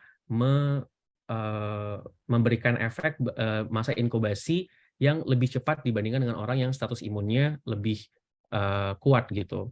Karena ketika kita ngomongin masa inkubasi, di situ adalah proses di mana virus ini kan berkembang biak gitu ya. Jadi dia menginfeksi satu sel ke sel lainnya, memperbanyak diri sampai akhirnya bisa menimbulkan gejala yang si prodromal dan juga fase akut tadi gitu. Jadi kebetulan saya nggak punya data yang pastinya gitu ya, karena ini harus mungkin cari jurnal dulu gitu ya.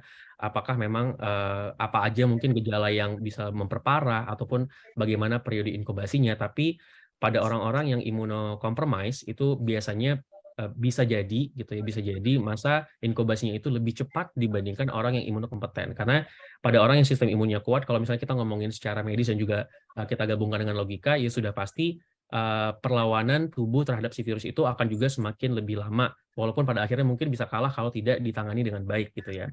Tapi kalau misalnya pada orang yang imunokompromis bisa jadi karena sistem imunnya memang sudah melemah, ini masa inkubasinya bisa jadi lebih cepat dibandingkan orang yang imunokompeten.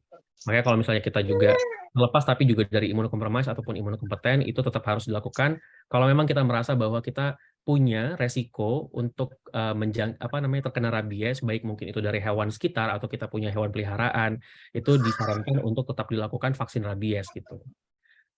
Nah, dan nanti ini perbedaannya adalah di dosis yang diberikan gitu, dan seberapa banyak dosis yang diberikan kepada orang-orang yang memiliki sistem imun yang kuat atau sistem imun yang lemah gitu sih. Oke dok, itu tadi jawaban dari Dr. Farhan ke Jeki, peserta Jeki. Mungkin kita lanjut ke peserta yang bertanya berikutnya atas nama Fitriani. Betul Bapak. Akan untuk perkenalkan nama dan asal program studi. Boleh membuka kameranya juga ya. Fitriani. Iya, halo Kak.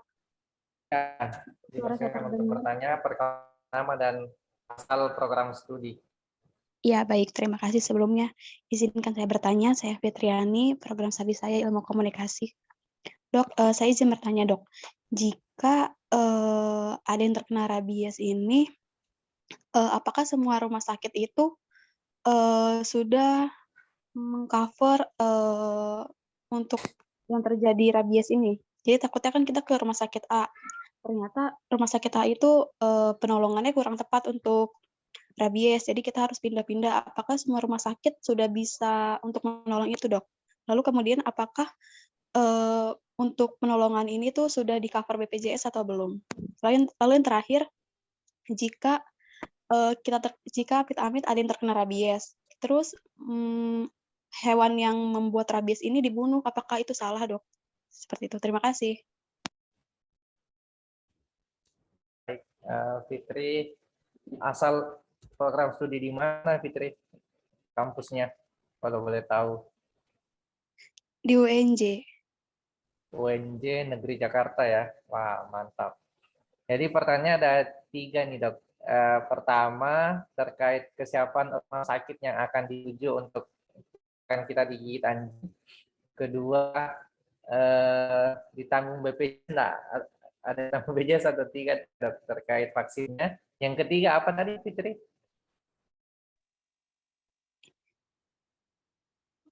Ya, jadi Halo, yang ketiga Fitri? itu kalau hewan yang membuat rabies itu boleh nggak sih kalau misalnya? Oh ya, hewannya itu bisa dibunuh atau tidak dok? Kan pada dasarnya kita tahu bersama bahwa hewannya harus diamati dulu sampai kita benar-benar sembuh dari itu rabiesnya. Kira-kira bagaimana dok tanggapannya? Ya, terima kasih Fitriani pertanyaannya.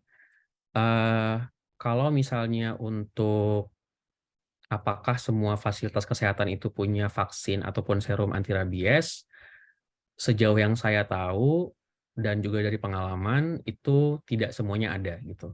Jadi memang, tapi pemerintah sekarang mulai gencar, terutama di daerah-daerah yang mungkin memang banyak kasusnya itu mendirikan yang namanya rabies center. Jadi memang dan ini diedukasikan juga ke masyarakat bahwa kalau misalnya ada seseorang yang tergigit anjing itu langsung dibawa ke rabies center gitu. Jadi nggak perlu dirujuk lagi ke tempat dari tempat yang mungkin tidak ada si vaksin ataupun si serum anti rabies ini.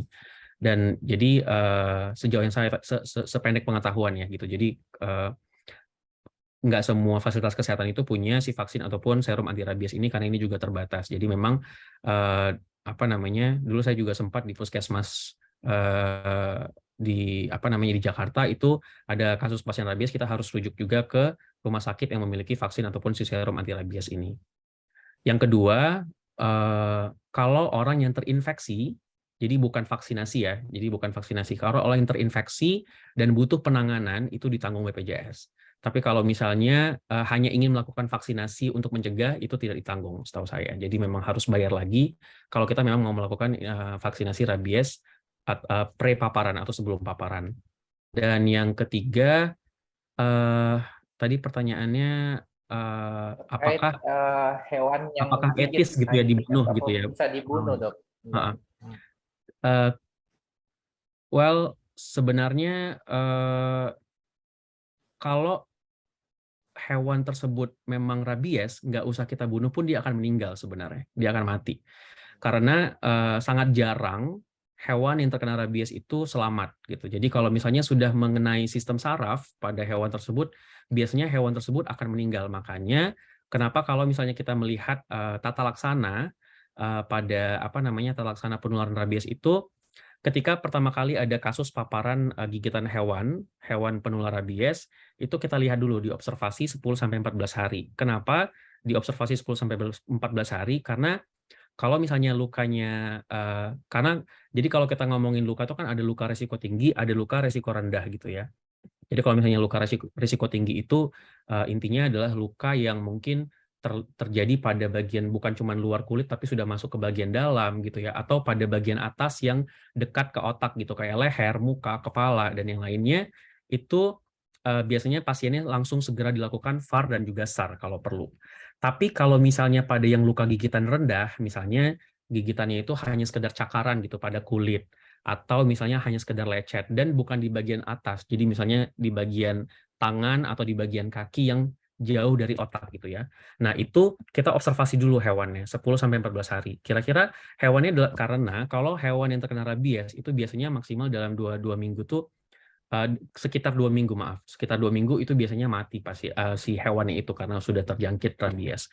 Nah, kalau misalnya hewannya mati lalu dan inilah kenapa pentingnya hewannya itu langsung segera dikarantina atau segera intinya ditangkap gitu ya, dan dilihat, diobservasi apakah hewannya ini mati atau tidak gitu. Karena kalau misalnya hewannya mati dan dilakukan pengecekan ternyata positif rabies, maka orang yang tadi terkena gigitan walaupun dia resikonya rendah, dia harus segera diberikan VAR gitu. Tapi kalau misalnya hewannya tidak mati, berarti ini kayaknya hewannya nggak terkena rabies. Ya udah, biasanya tidak perlu dilakukan VAR.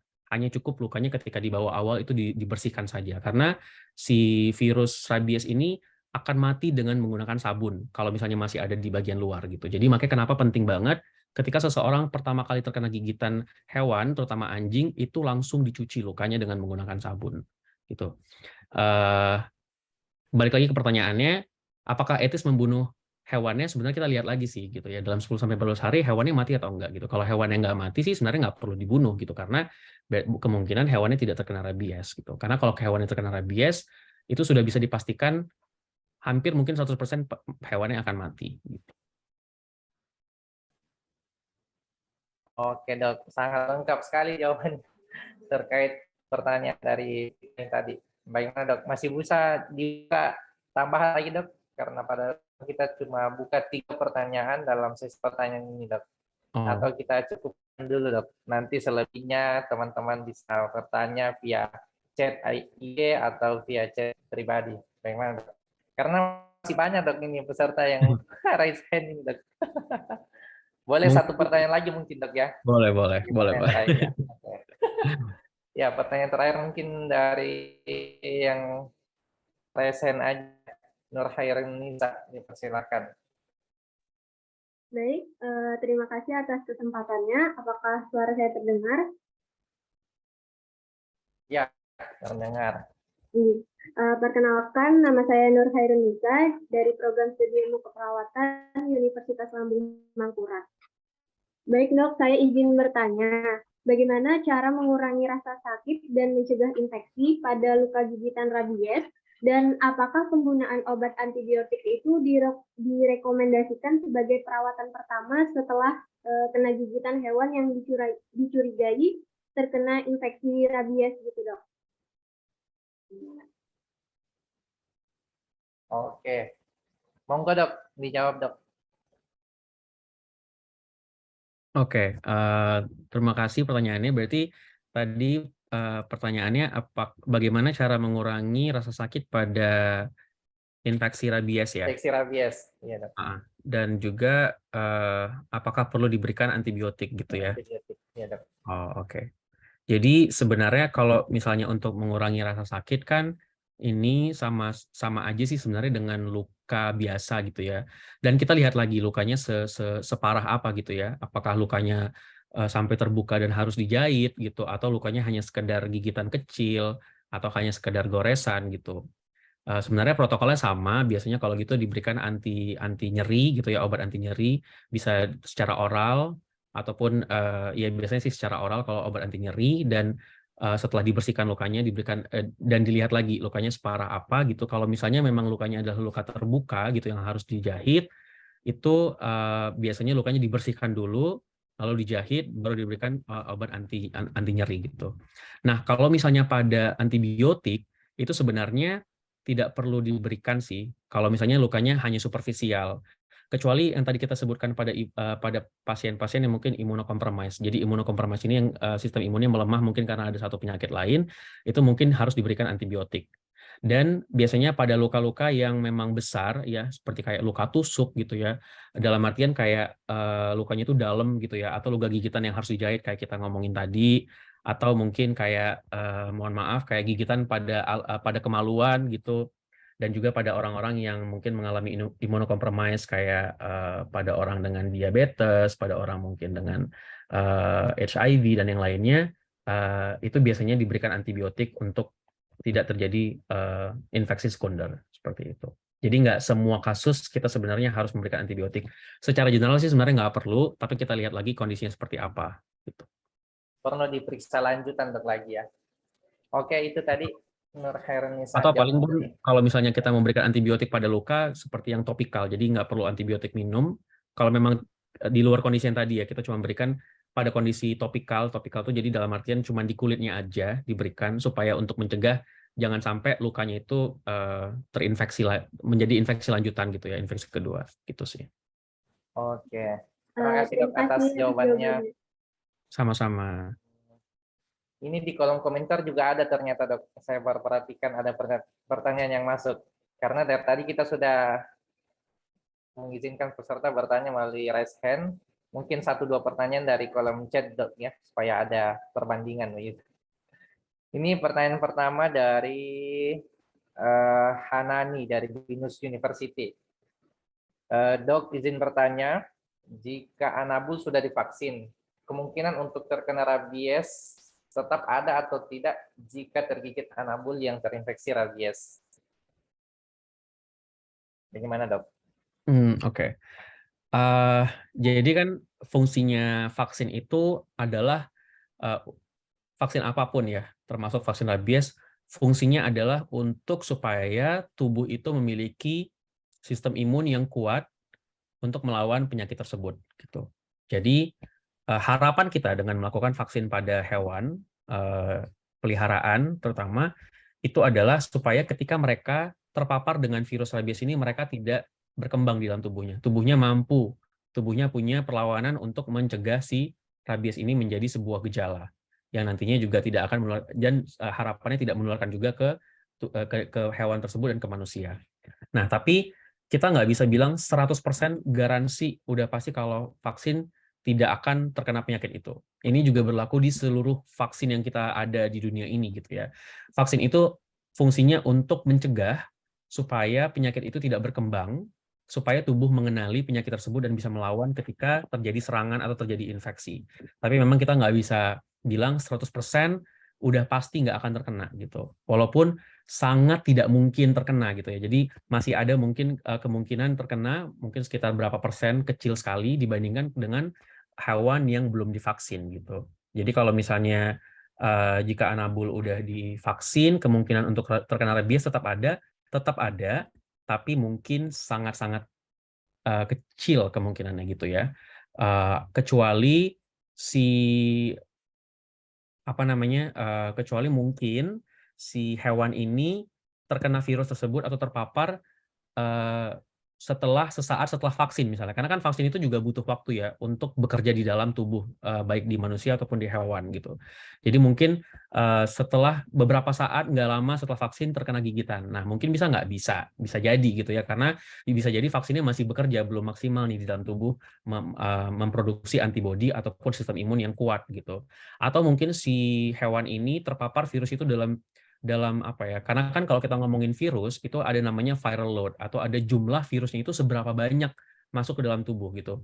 Semakin banyak jumlah virus yang masuk, otomatis semakin cepat si virus ini akan berkembang biak gitu, akan menimbulkan gejala.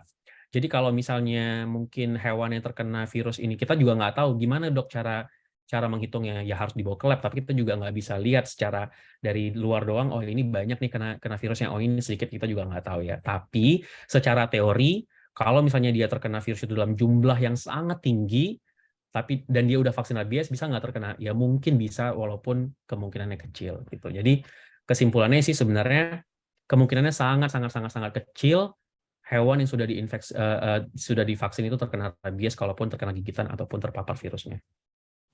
Siap, Dok. Ya, terima kasih Dok atas jawabannya, tapi kemungkinannya tetap ada Dok ya, walaupun kecil. Iya, dan Oke. itulah kenapa kita harus mengulang. Karena kan vaksin itu seiring berjalannya waktu dia juga akan kayak rabies, Ya. seiring berjalannya waktu kita bilangnya apa ya? Intinya dia akan menurun gitu. Jumlah Antibodinya, Dok. antibodinya gitu ya, jumlah Antibodinya, antibodinya akan menurun seiring berjalannya waktu. ya. Jadi dia harus diulang, misalnya kalau untuk vaksin rabies ini sesuai penelitian itu pada hewan peliharaan diulang setahun sekali gitu. Siap, Dok. Oke, Dok. Satu lagi nih Dok, pertanyaan di kolom chat ini Dok. Dari Taskia. Selamat pagi Dokter Farhan, dari Taskia asal Bandung, izin bertanya, apakah dengan hanya observasi selama 10-14 hari anjing atau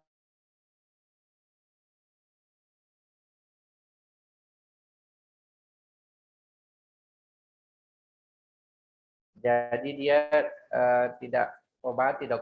Ketika dia sudah digigit 14 hari kemudian mungkin dia lihat dulu anjingnya apakah meninggal. Kalau meninggal dia baru mengobati, mungkin seperti itu Dok. Kalau tidak dia tidak obati. Kira-kira itu bagaimana Dok? Apakah kemungkinannya ke depannya dia tidak terkena rabies atau bagaimana Dok? Oke. Iya, pertanyaannya bagus banget. Terima kasih Taskia. Jadi mungkin kalau kita ngomongin tentang rabies secara garis besar, kita cuma perlu tahu bagaimana, apakah kita cuma perlu tahu dulu nih, lukanya resiko tinggi atau lukanya resiko rendah gitu. Yang perlu kita ketahui pertama adalah hewannya bisa ditangkap nggak atau hewannya lari, itu dulu. Nah, kalau misalnya hewannya lari atau hilang atau nggak dapat ditangkap atau mati atau bahkan dibunuh gitu ya. Nah, itu baru kita lihat lagi lukanya itu resiko tinggi atau resiko rendah. Tapi kalau misalnya hewan yang kita nggak bisa observasi atau kita nggak bisa tangkap, itu langsung segera diberikan VAR sebagai bentuk pencegahan. VAR itu vaksin anti rabies. Jadi kalau lukanya resiko rendah, kayak yang saya bilang tadi, jadi kalau luka resiko rendah itu biasanya adalah luka yang mungkin terjadinya tidak dekat dengan bagian otak. Jadi misalnya kayak di tangan atau di kulit, lukanya juga kecil, atau hanya sebatas cakaran ya, atau gigitannya pun juga nggak dalam gitu. Nah jadi kita melihat, oh ini lukanya resiko rendah, hewannya nggak bisa ditangkap, kita berikan VAR. Tapi kalau lukanya resiko tinggi, dekat dengan bagian otak gitu ya, kayak di leher, di muka, di kepala, terus juga atau lukanya dalam gitu, atau bahkan mengenai bagian mukosa. Jadi mukosa itu adalah dinding dalam kita. Jadi kalau kita bilang ini kulit, bagian dalam kayak apa sih, gusi gitu ya, kayak misalnya dalam hidung gitu, itu kita sebutnya mukosa gitu. Nah, jadi karena mukosa itu sangat-sangat dekat dengan pembuluh darah gitu, dan ada kemungkinan ini lebih cepat infeksinya daripada dibandingkan dengan kulit. Jadi kalau misalnya terkena gigitan yang dalam di kulit atau kena mukosa atau bagian atas, kita menyebut itu lukanya resiko tinggi, itu diberikan VAR dan juga SAR. Jadi Serum itu nggak selalu diberikan di semua pasien gitu, jadi hanya diberikan kepada orang yang resikonya tinggi. Nah, itu bagi hewan yang nggak bisa ditangkap atau kita nggak tahu nih, kita nggak bisa observasi selama 2 minggu gitu. Tapi bagi hewan yang bisa ditangkap dan diobservasi selama 10-14 hari, ini biasanya hewannya diikat dulu, terus dikurung gitu ya, diobservasi selama 10-14 hari. Nah, kalau misalnya lukanya resiko tinggi, itu jadi kalau luka risiko tinggi tetap diberikan VAR dan juga SAR gitu. Tapi kalaupun hewannya ditangkap dan lukanya risiko rendah, hanya inilah yang tidak perlu diberikan vaksin sebenarnya. Jadi pertanyaannya, apakah hanya dengan mengobservasi selama 10-14 hari, anjing atau kucing yang menggigit tanpa melalui pengobatan dapat dibenarkan? Iya, bisa. Jadi kalau lukanya risiko rendah, bisa. Tetap nggak harus dilakukan pengobatan gitu. Nah, kan kalau misalnya lukanya risiko rendah, ini tidak diberikan VAR gitu ya. Kita nunggu hasil observasi. Ternyata hewannya sehat, nggak ada masalah. Ya udah, memang nggak perlu diberikan vaksin sama sekali. Tapi kalau hewannya mati, ini baru kita berikan vaksin tersebut gitu. Jadi pengobatan itu tidak dimulai pengobatan hanya boleh dibenarkan kalau pertama hewannya bisa ditangkap dan diobservasi selama 2 minggu dan lukanya rendah. Tapi kalaupun hewannya bisa ditangkap lukanya risiko tinggi, itu tetap diberikan vaksin anti rabies. Oke dok, sangat mencerahkan dok jawabannya dok. Oke, mungkin itu tadi sesi tanya jawab kita teman-teman. Terima kasih banyak yang sudah bertanya, meluangkan waktunya untuk bertanya, dan juga teman-teman lain yang selalu mengikuti dari awal sampai akhir, selalu fokus terhadap apa yang disampaikan oleh pemateri kita hari ini. Mudah-mudahan ilmu yang didapatkan sangat bermanfaat nantinya untuk kita semua. Terima kasih banyak dok, melalui kegiatan ini kita bisa sharing, saling kenal dok dengan teman-teman dan adik-adik dari Badan Tazkiyah Fakultas Kedokteran Unstrat. Semoga mungkin kedepannya ada waktu lagi bisa kita sharing lagi, bisa kita diskusi lagi terkait mungkin tema-tema yang lain yang kedepannya ada viral atau mungkin lagi booming di Indonesia dok. Seperti itu dok. Oke, mungkin ada kata-kata penutup dok terkait webinar kita hari ini. Dipersilakan dok. Ya, terima kasih Dr. Rifki. Kata penutup mungkin apa ya? Ya terima kasih semuanya. Semoga walaupun kayaknya singkat ya waktunya, mungkin kita pengennya lebih banyak gitu, bahas lebih banyak lagi. Cuman mungkin menjawab beberapa pertanyaan tentang rabies gitu ya. Intinya sebenarnya yang kita omongin hari ini memang rabies itu merupakan salah satu penyakit yang masih terjadi di Indonesia. Kasusnya juga masih banyak di beberapa provinsi, bahkan endemis dalam artian reguler terjadinya secara terus-menerus. Dan ini ya upaya kita bersama sih, pemerintah, masyarakat umum, mungkin orang-orang yang juga memiliki hewan peliharaan untuk melakukan vaksin pada hewan-hewan tersebut gitu untuk supaya tidak terjangkit rabies. Dan yang paling penting sebenarnya penanganan pertama kalau memang ada yang terkena gigitan anjing ataupun kucing ataupun kera gitu, yang pertama adalah cuci lukanya gitu ya. Jadi di rumah ini yang pertama kali bisa kita lakukan itu adalah dengan mencuci luka menggunakan air mengalir, dan kalau bisa juga menggunakan sabun seperti itu, dibersihkan. Baru setelah itu bawa ke fasilitas kesehatan untuk dilihat lukanya itu seperti apa. Dan bagi yang memiliki hewan peliharaan mungkin bisa dilakukan vaksin rabies. Jadi pada kucing ataupun anjing itu bisa dilakukan vaksin rabies, diulang setiap setahun sekali. Ini juga demi keselamatan hewan peliharaan dan juga manusia di sekitarnya. Dan juga apa lagi ya? Itu kali ya. Tadi ada satu hal tapi kenapa lupa ya? Ya kurang lebih itu sih dok. Jadi vaksinasi, iya vaksinasi semua sih, iya.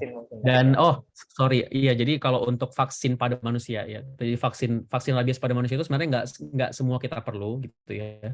Jadi hanya orang-orang yang mungkin memang resikonya tinggi, mungkin bekerja di bagian yang banyak hewan gitu seperti anjing ataupun kucing, dan juga pada orang-orang yang tinggal di daerah yang endemis rabies ini gitu ya Kak.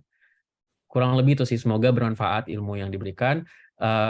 Tadi mungkin bagi siapa ya, Jamil ya kalau nggak salah, dan mungkin siapapun yang di sini hari ini yang tertarik untuk melihat bagaimana sih sebenarnya program yang dilakukan oleh WHO ataupun pemerintah Indonesia untuk mengeliminasi rabies ini. Itu tinggal kebetulan saya ada ketik di kolom chat gitu ya. Ini bisa diketik aja di Google, nanti langsung muncul PDF-nya Ini untuk dok, bisa One Health Roadmap Eliminasi Rabies Nasional 2030. Itu dok ya? Iya, betul. Nanti itu Jadi sisa dimasukkan di Google, diklik bisa dan diketik aja di bisa join Google. itu dok. Bisa diketik aja di Google. Oke, dok. Kenapa dok? Siap. Nanti itu sisa diketik di Google, itu bisa langsung join dok? Atau kira-kira apa yang dipersiapkan Ya. untuk bisa bergabung? Itu sebenarnya lebih ke pedoman sih, jadi bisa kayak dibaca kalau emang tertarik gitu ya, dalam bentuk PDF. Dan mungkin bagi masyarakat umum ataupun misalnya juga bagi tenaga kesehatan, ini juga ada buku saku yang dikeluarkan oleh Kementerian Kesehatan, bisa di-download juga di Google ya. Jadi buku saku petunjuk teknis pelaksanaan Jadi kasus. semacam panduan begitu dok ya? Ya, jadi ini juga kalau untuk masyarakat awam juga di bagian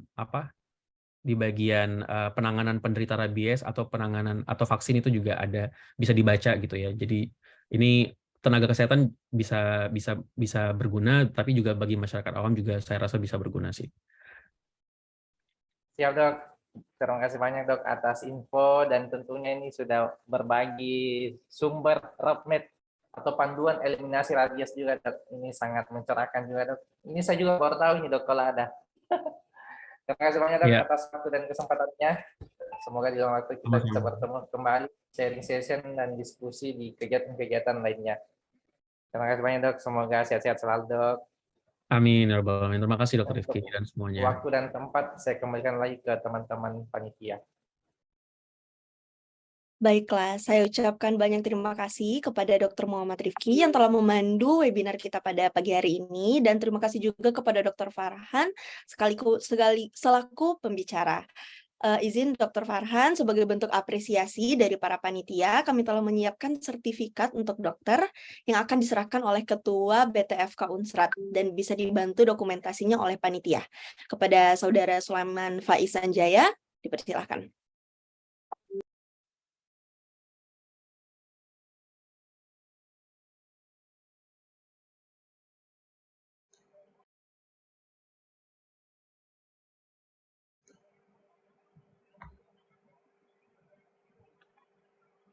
Oke, baik. Izin mendokumentasikan dokter. Untuk dokumentasi 1, 2, 3. Oke, terima kasih dokter. Sama-sama, terima kasih. Terima kasih banyak Dr. Farhan. Baik, mungkin bisa dilanjutkan dengan penyerahan sertifikat kepada moderator kita, Dr. Muhammad Rifki Anton, yang akan diserahkan oleh Ketua Panitia Pelaksana dan bisa dibantu juga oleh panitia. Kepada Saudara Habib, dipersilakan.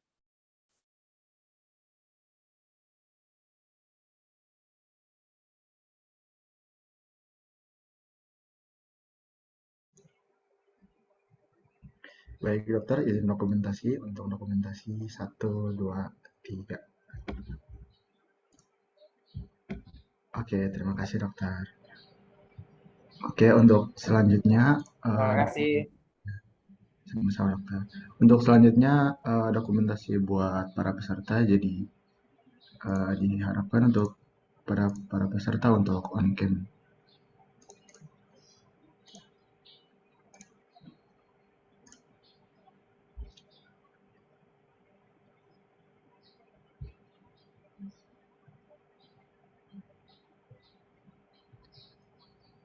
Oke, untuk slide pertama 1, 2, 3. Baik, slide kedua 1, 2, 3. Slide ketiga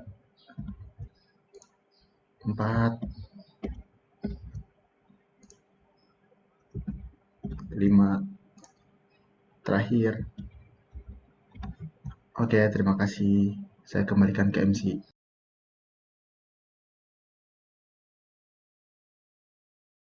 Baik, terima kasih.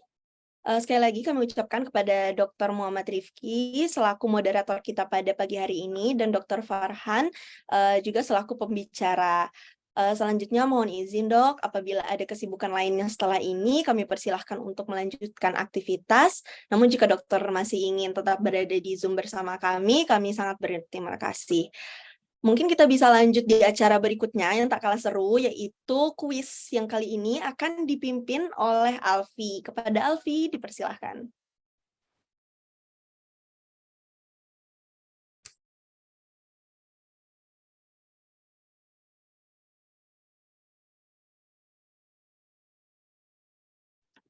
Baik, diucapkan terima kasih Kak. Bismillahirrahmanirrahim. Assalamualaikum warahmatullahi wabarakatuh. Nah, setelah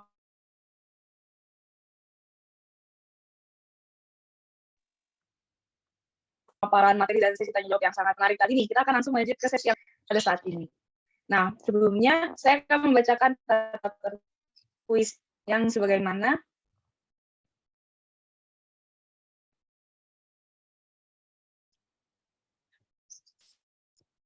Yang pertama, semua peserta webinar diperkenankan mengikuti kuis. Yang kedua, peserta kuis diwajibkan untuk mengikuti kuis dari panitia, pemandu kuis, dan peserta dilarang raise hand dan mengaktifkan mikrofonnya sebelum dipersilahkan oleh pemandu kuis. Yang ketiga, peserta merename atau mengganti nama akun dengan nama yang sesuai dengan KTP atau tanda pengenal lainnya untuk keperluan konfirmasi pemberian door prize. Dan jika peserta tidak sesuai dengan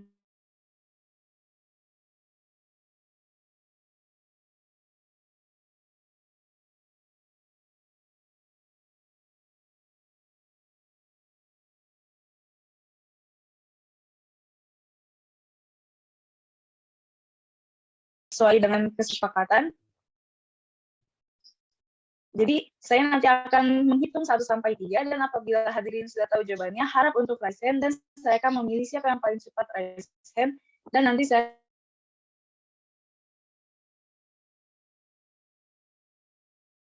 akan mempersilakan untuk jawab soal tersebut. Nah, karena sesuai raise hand terlebih dahulu, saya akan anggap hangus dan saya akan mengulang hitungan. Oke.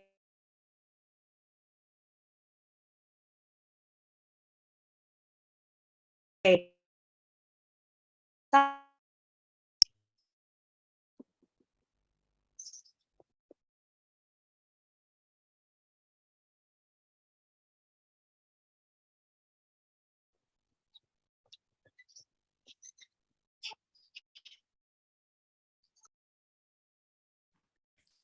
Baik, izin untuk mengambil alih pada sesi kuis pada pagi hari ini. Perkenalkan saya Rifai, karena Alfi sedang mungkin jalak jaringan, jadi saya akan menggantikannya.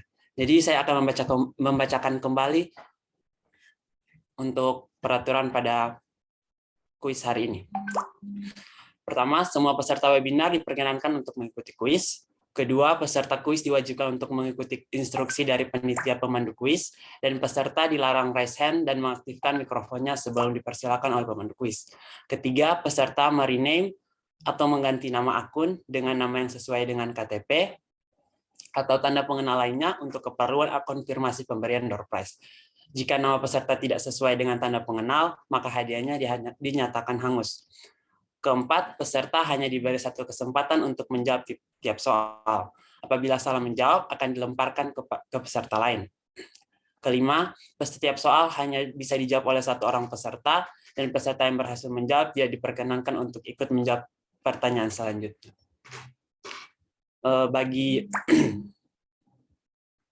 Bagi peserta diharapkan untuk berpartisipasi aktif dalam sesi kuis berhadiah ini, karena akan ada door prize yang menarik.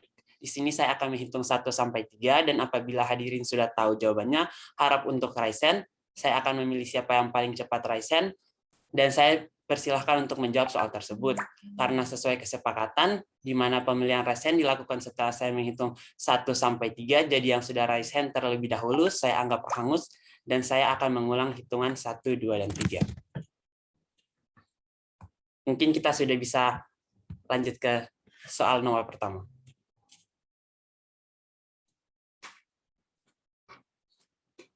Soal nomor pertama, provinsi di bawah ini yang memiliki angka kasus rabies yang tinggi yaitu A. Bali dan NTT, B. Riau dan Bengkulu, C. Bengkulu dan Medan, D. Surabaya dan Palu, E. Maluku dan Jakarta.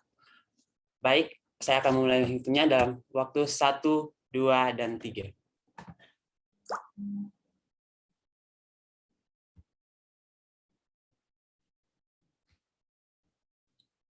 Baik, persilahkan untuk peserta dengan nama Saiful Samsudin dipersilakan untuk menjawab.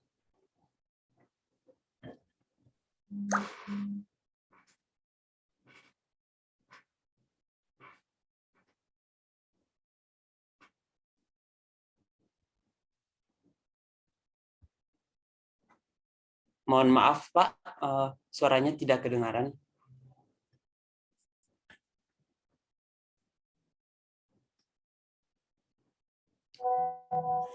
Mohon maaf, Nurse, suaranya tidak kedengaran.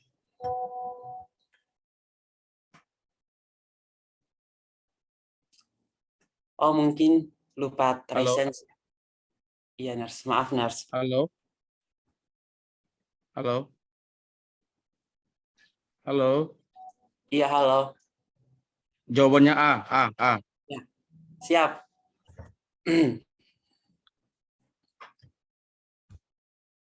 Mari kita lihat jawabannya. Ya, betul sekali, Nurse. Jawaban E. Baik, kita akan lanjut ke nomor kedua, yaitu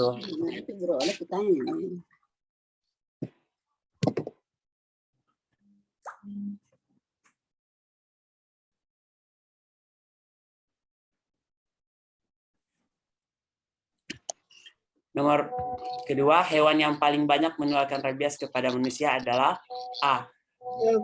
Mungkin, mohon maaf, mungkin bisa Jawaban raise dulu semua. D. Anjing.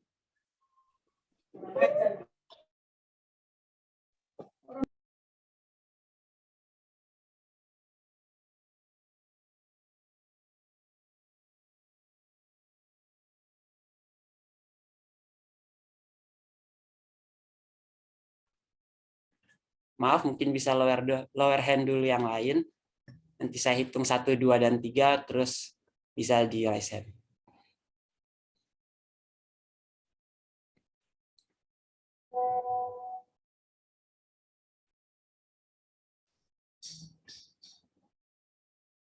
Baik, terima kasih.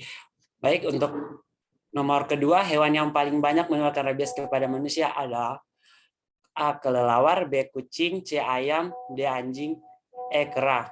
Dalam hitungan mohon dapat mengangkat meraise hand setelah saya menghitung 1, 2, dan 3. Jadi yang sudah raise hand terlebih dahulu dianggap hangus ya. Dalam 1, 2, 3. Persilahkan.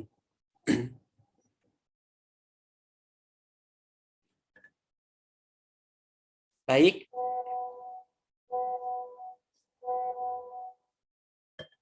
Dipersilakan kepada nama Bagas Firman untuk menjawab.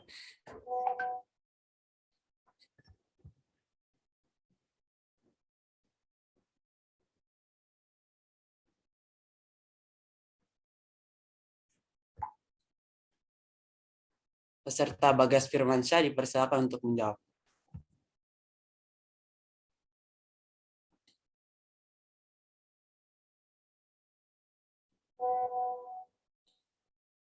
Oh, mari kita pindah ke yang lain saja ya. Jadi tadi setelah Bagas itu ada peserta atas nama Jackie Aprilian Mareski, dipersilahkan.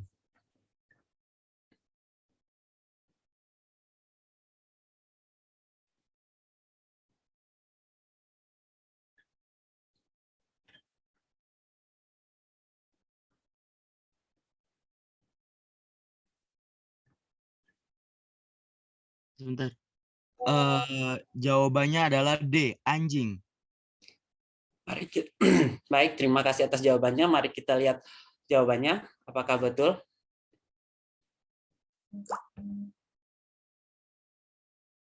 Wah, betul sekali nih. Terima kasih sudah menjawab Saudara Jeki Aprilian Mareski. Mari kita lanjut ke soal selanjutnya. Mungkin untuk teman-teman yang lain bisa lower hand terlebih dahulu ya. Nanti saya hitung 1, 2, dan 3 baru raise hand.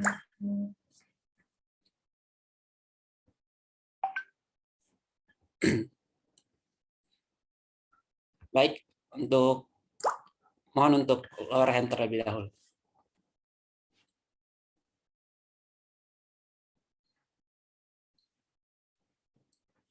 Untuk soal nomor 3, bagaimana tanda hewan yang terkena rabies? A. Air liur berlebihan. B. Senang akan air. C. Memakan daging. D. Suara nyaring. E. Kuat berlari. Mohon lower hand terlebih dahulu para peserta. Ya, lower hand dulu terlebih. Baik, saya akan menghitung 1, 2, 3. Persilahkan.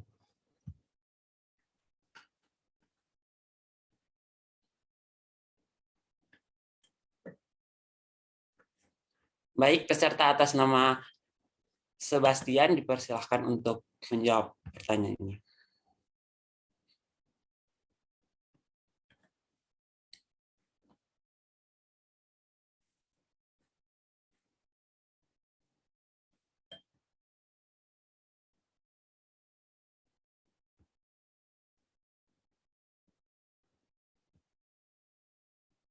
Peserta atas nama Sebastian dipersilakan untuk menjawab pertanyaan ini.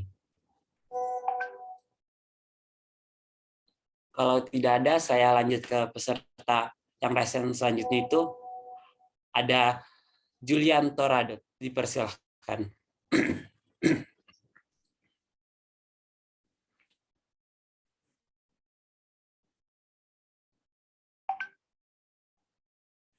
Ya, dipersilahkan.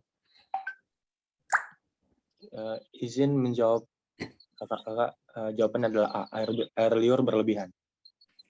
Baik, terima kasih atas jawabannya. Mari kita lihat apakah betul. Wah, betul sekali nih. Terima kasih Saudara Julian Teradot. Mari kita lanjut lagi kayaknya ke soal nomor 4. Mohon untuk lower hand terlebih dahulu para peserta. Masa inkubasi rabies berlangsung selama A. 1-9 bulan, B. 10-20 hari, C. 1-3 bulan, D. 3-9 hari, E. 3-9 bulan. Dipersilakan untuk menjawab dalam 1, 2, 3.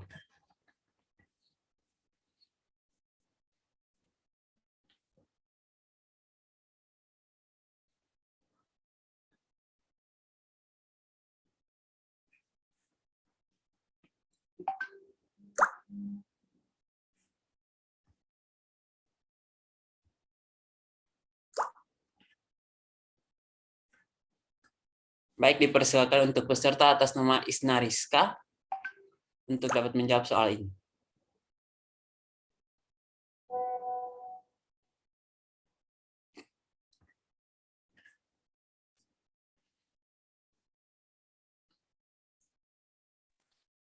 Baik, terima kasih. Jadi jawabannya itu C, 1-3 bulan. Baik, terima kasih. Mari kita lihat apakah betul atau tidak jawabannya.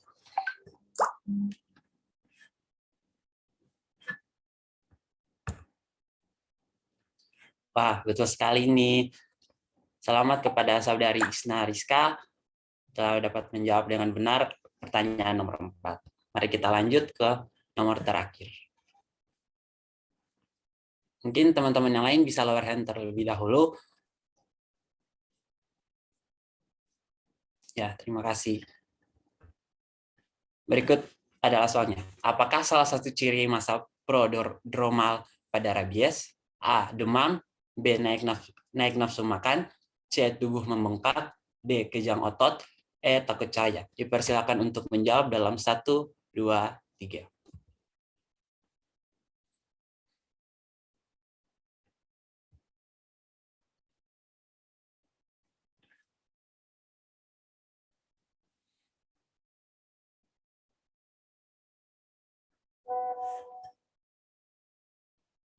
Baik, dipersilakan untuk peserta atas nama Muhammad Fatur Rahman untuk menjawab pertanyaan ini.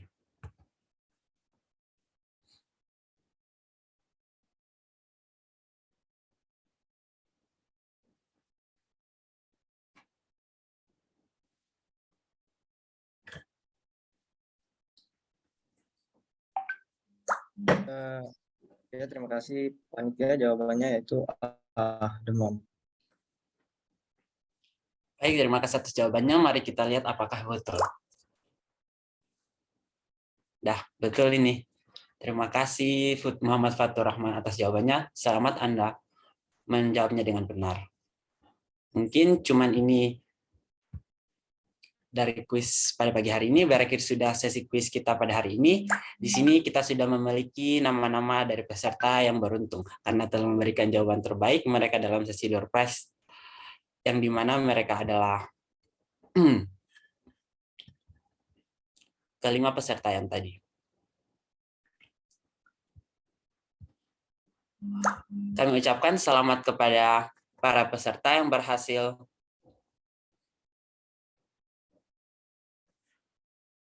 memenangkan door prize pada acara webinar hari ini. Selanjutnya, peserta yang beruntung tersebut harap untuk menghubungi kontak person panitia yang sudah kami kirimkan di kolom chat untuk konfirmasi lebih lanjut. Dengan cara mengirimkan KTP atau tanda pengenal, cukup hanya menunjukkan nama yang sesuai dengan nama pemenang yang tercantum di layar saja. Jika tanda pengenal yang dikirimkan tidak sama dengan nama pemenang yang tercantum, hadiah dinyatakan hangus. Hadiah kemudian akan dikirimkan ke pemenang yang bersangkutan. Sekali lagi, selamat kepada pertama, Nars Saiful Samsudin, kedua, Jeki Aprilian Mareski, ketiga, Julianto Rodot Samuel, empat, Isna Ariska Amalia, dan kelima, Muhammad Fatur Rahman. Selesai sudah sesi door prize kita pagi ini. Untuk acara selanjutnya, saya kembalikan kepada MC. Terima kasih.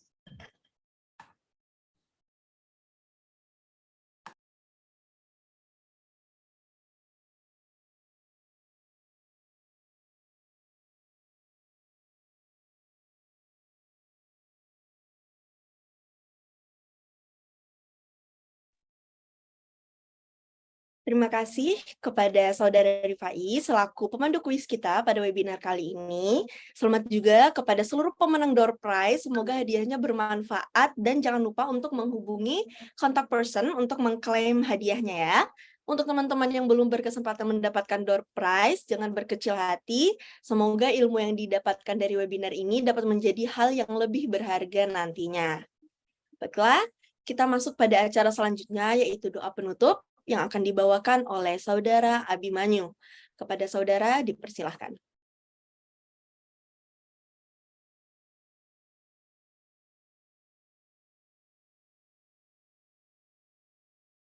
Bismillahirrahmanirrahim. Assalamualaikum warahmatullahi wabarakatuh. Mari sejenak kita mengangkat kedua tangan kita seraya menundukkan kepala untuk merenungkan, memanjatkan doa dan minta kepada Allah Subhanahu wa taala agar apa yang kita lakukan dalam kegiatan hari ini diridhoi oleh Allah Subhanahu wa taala. Sebelum memulai doa, izinkan saya untuk memimpin doa penutup kali ini dengan berdoa menurut agama Islam. Untuk Bapak Ibu, saudara-saudari beragama non-muslim, mohon untuk dapat menyesuaikan menurut kepercayaan masing-masing. A'udzubillahi minasyaitonirrajim. Bismillahirrahmanirrahim. Astaghfirullahalazim. Alhamdulillahirabbil alamin. Hamdan yu'afi ni'amahu wa yukafi mazidah. Ya Rabbana lakal hamdu kama yanbaghi li jalali wajhikal karim wa 'azimi sultanik. Allahumma shalli ala Muhammad wa ala ali sayyidina Muhammad. Allahumma ya Allah, ya Tuhan kami, dengan mengucapkan puji serta syukur kehadirat-Mu hingga tiada henti-hentinya kami memuji kebesaran dan keagungan-Mu atas segala rahmat karunia-Mu yang telah Engkau limpahkan kepada kami pada hari ini dengan penuh keakraban dan bahagia. Semoga dengan hadirnya kami di tempat yang penuh dengan rasa aman dan nyaman ini, Engkau limpahkan barokah dan ridho-Mu dalam acara yang kami laksanakan ini. Ya Allah, ya Muhaimin, ya Salam, ya Tuhan kami. Webinar kali ini sangat besar sekali arti dan maknanya bagi kami, terutama menjalin hubungan silaturahmi antar sesama manusia, makhluk terbaik yang telah Engkau ciptakan dari semua makhluk ciptaan ya Rabb. Engkau hadirkan kami di sini tidak hanyalah untuk sekaligus meningkatkan kompetensi kami di bidang pendidikan yang kami tempuh sesuai kompetensi kami masing-masing.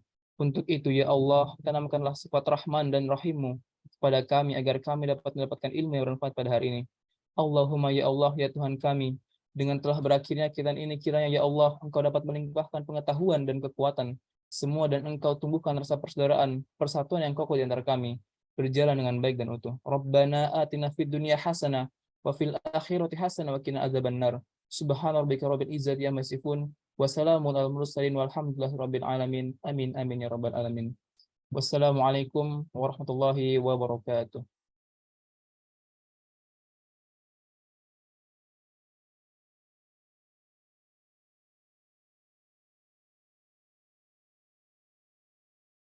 Itulah pembacaan doa yang dibawakan oleh Saudara Abimanyu. Kepada saudara kami mengucapkan terima kasih. Rangkaian acara demi acara telah kita lalui bersama. Tibalah kita pada penghujung acara, yaitu penutupan. Saya ucapkan terima kasih kepada Dr. Farhan selaku pemateri webinar BTFK 2023. Diucapkan terima kasih juga kepada Dr. Muhammad Rifki Anton selaku moderator dan Saudara Rifai selaku pemandu kuis pada hari ini, serta diucapkan banyak terima kasih kepada para hadirin yang sudah sangat semangat untuk mengikuti acara pada hari ini. Dan juga diingatkan kembali kepada tamu undangan dan para peserta untuk mengisi daftar hadir melalui formulir yang telah dibagikan di kolom chat Zoom. Baiklah, acara webinar Badan Tazkir Fakultas Kedokteran Universitas Samratulangi telah selesai. Diucapkan banyak terima kasih kepada seluruh jajaran Fakultas Kedokteran Universitas Samratulangi beserta para tamu undangan yang tidak sempat saya sebutkan satu persatu, dan para peserta yang telah setia menghadiri acara ini hingga akhir. Semoga acara ini dapat memberikan manfaat kepada kita semua. Tidak lupa pula, diucapkan terima kasih kepada media partner acara kami, yaitu medtools.id. Saya, selaku pembawa acara mewakili panitia, memohon undur diri dan memohon maaf apabila ada kesalahan dan kehilafan dalam pelaksanaan kegiatan ini. Semoga kita semua dapat bertemu di lain waktu. Akhirul kalam, wabillahi taufiq wal hidayah. Wassalamualaikum warahmatullahi wabarakatuh.